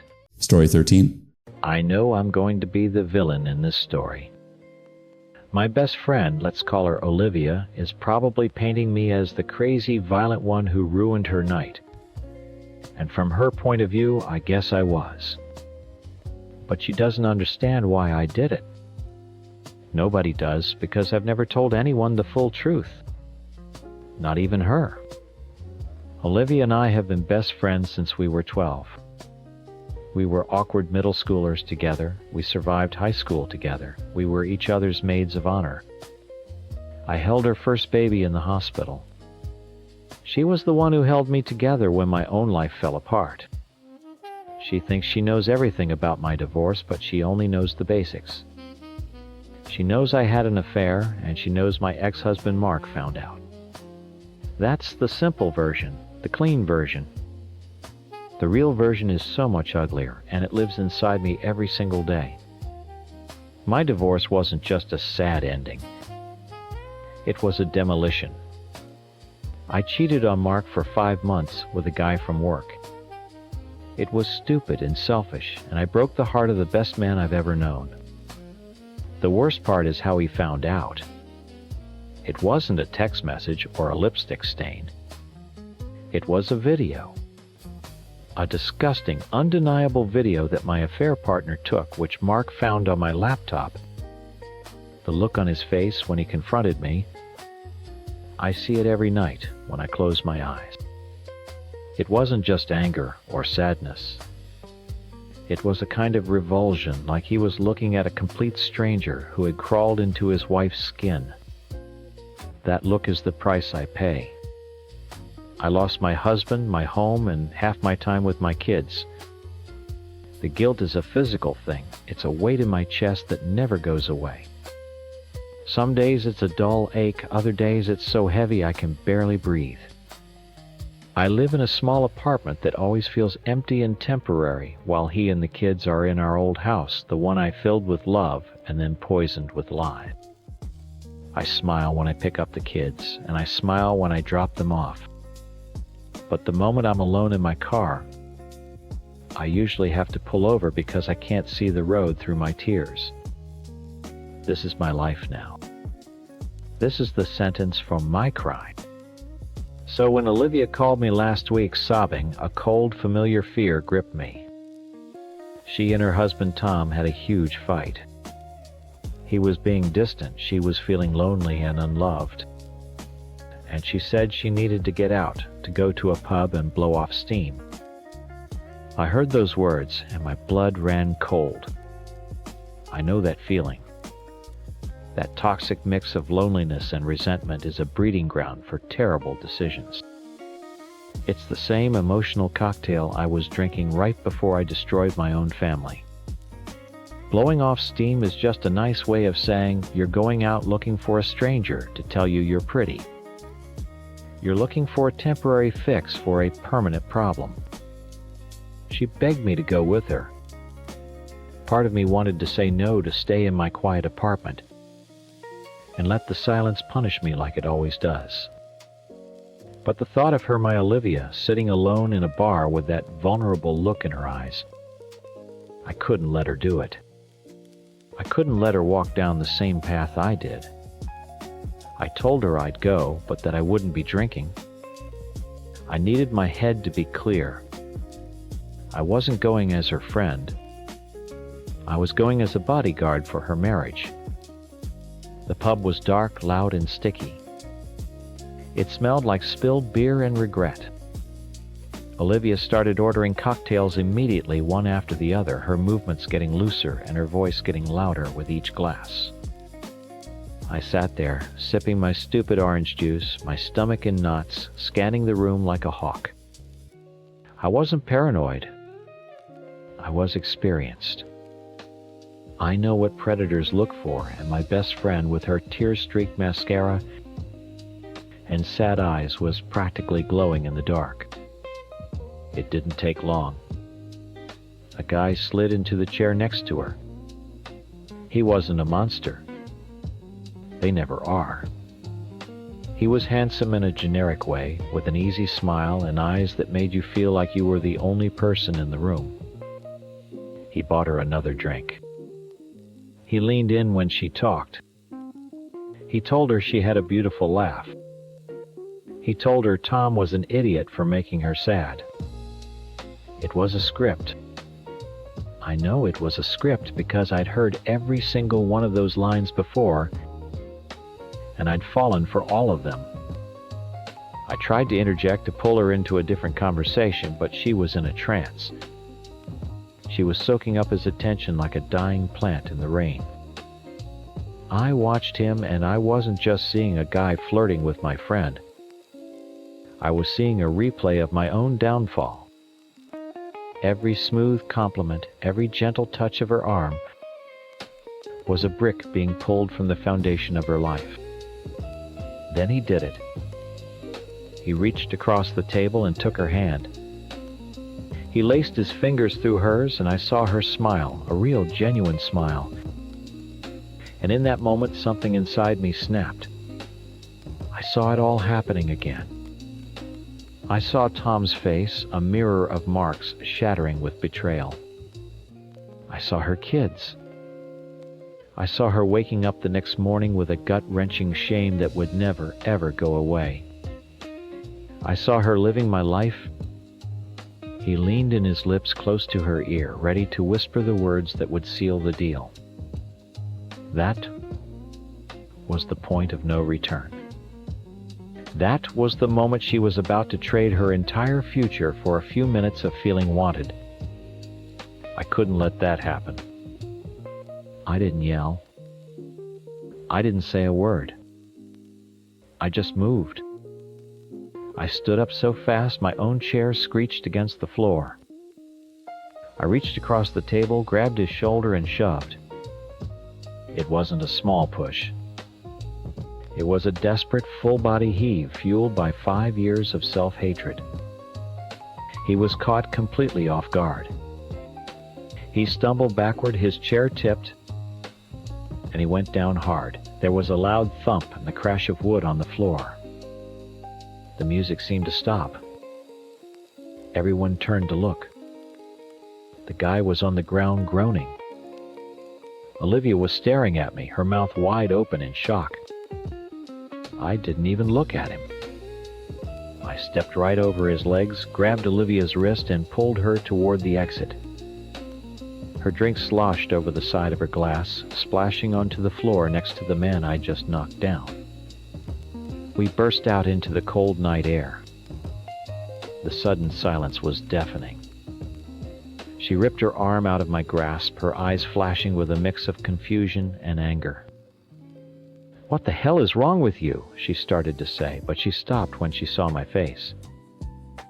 I must have looked insane. I was breathing hard, my hands were shaking, and I wasn't looking at her with anger. I was looking at her with sheer absolute terror. The terror boiling inside me turned to rage in a split second. It wasn't really for her, not yet. It was for the man on the floor, for my ex-husband, for the stupid, selfish woman I used to be.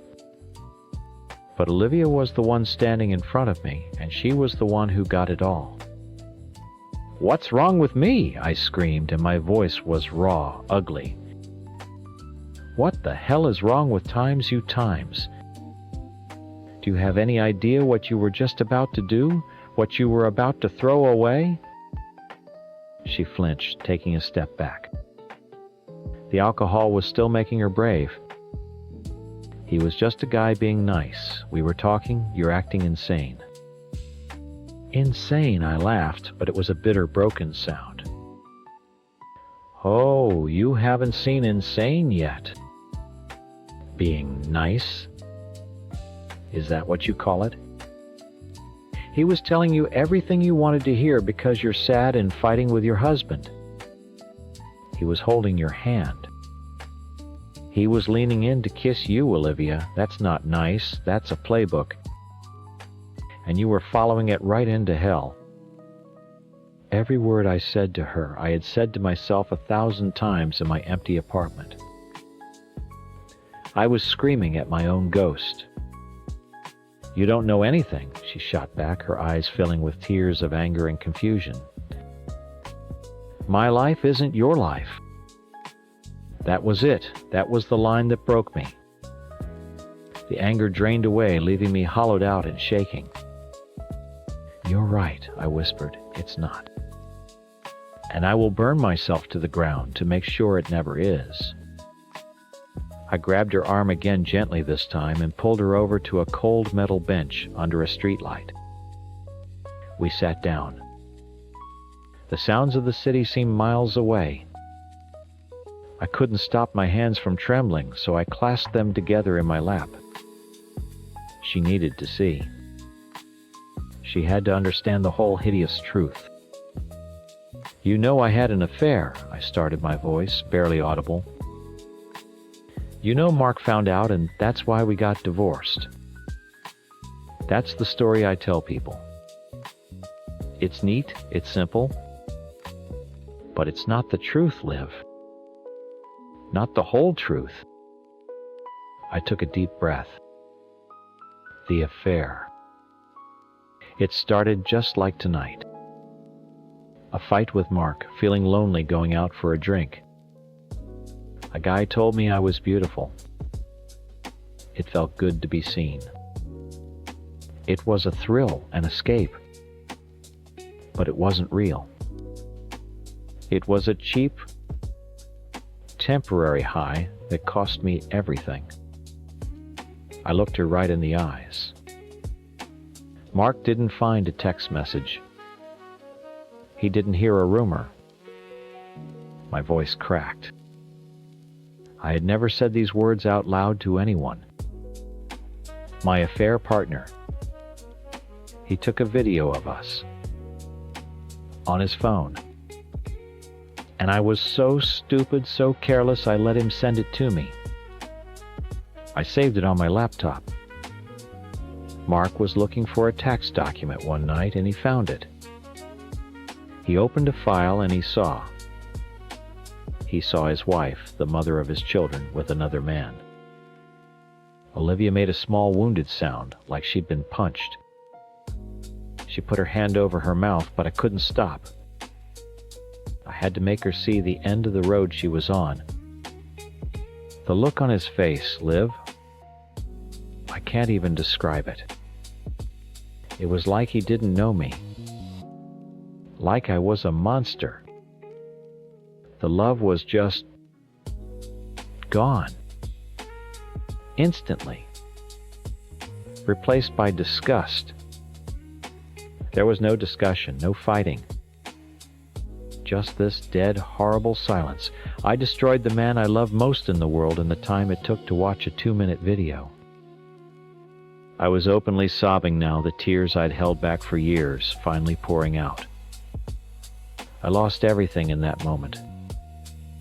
My home, my husband. I wake up every morning and the very first thing I feel is shame. It's a physical pain in my chest. I have to see my kids playing in the backyard of a house. I'm not allowed to call home anymore. I have to smile and pretend I'm okay when Mark drops them off, even though I know he can barely stand to look at me. I would cut off my own arm right now to go back to the night before I met that man and just go home to my husband. I finally looked at her. Her face was pale, streaked with tears. The anger was gone, replaced by a horrified understanding. "That guy in there," I said, my voice thick with emotion, "he wasn't going to save you from your fight with Tom. He was going to sell you this empty apartment, this half-life, this guilt that eats you alive. I saw you about to buy it and I couldn't let you. I would rather you hate me for the rest of your life than watch you live my life for a single day." We sat in silence for a long time. She finally reached out and took my shaking hand. "I didn't know," she whispered. "God, I'm so sorry. I never knew." "Nobody did," I said, wiping my eyes. "How could you?" She started to cry again, but this time it was for me. "All this time. You've been carrying this all by yourself." I just nodded. There was nothing else to say. We called her a taxi. I waited with her until it came and we hugged before she got in. It wasn't a normal hug. It was desperate and tight, full of 5 years of secrets and a night of ugly truth. Now I'm back in my apartment. The silence is here, same as always. But tonight it doesn't feel like a punishment. It just feels quiet. I ripped open all my old wounds tonight, and it hurts more than I thought was possible. But I look at my phone and there's a text from her. I'm home. I'm going to talk to Tom in the morning. Thank you. I love you. I know I was the villain tonight. I was the crazy woman who assaulted a stranger in a bar. I embarrassed my best friend. But I also know with a certainty that settles deep in my bones that I saved her. I saved her from this silence. And if being the villain in her story for one night means she gets to keep her own happy ending, I'll take that title. I'd do it again in a heartbeat. Because that's what's left when you've lost everything else, the desperate need to stop the people you love from making the same mistakes.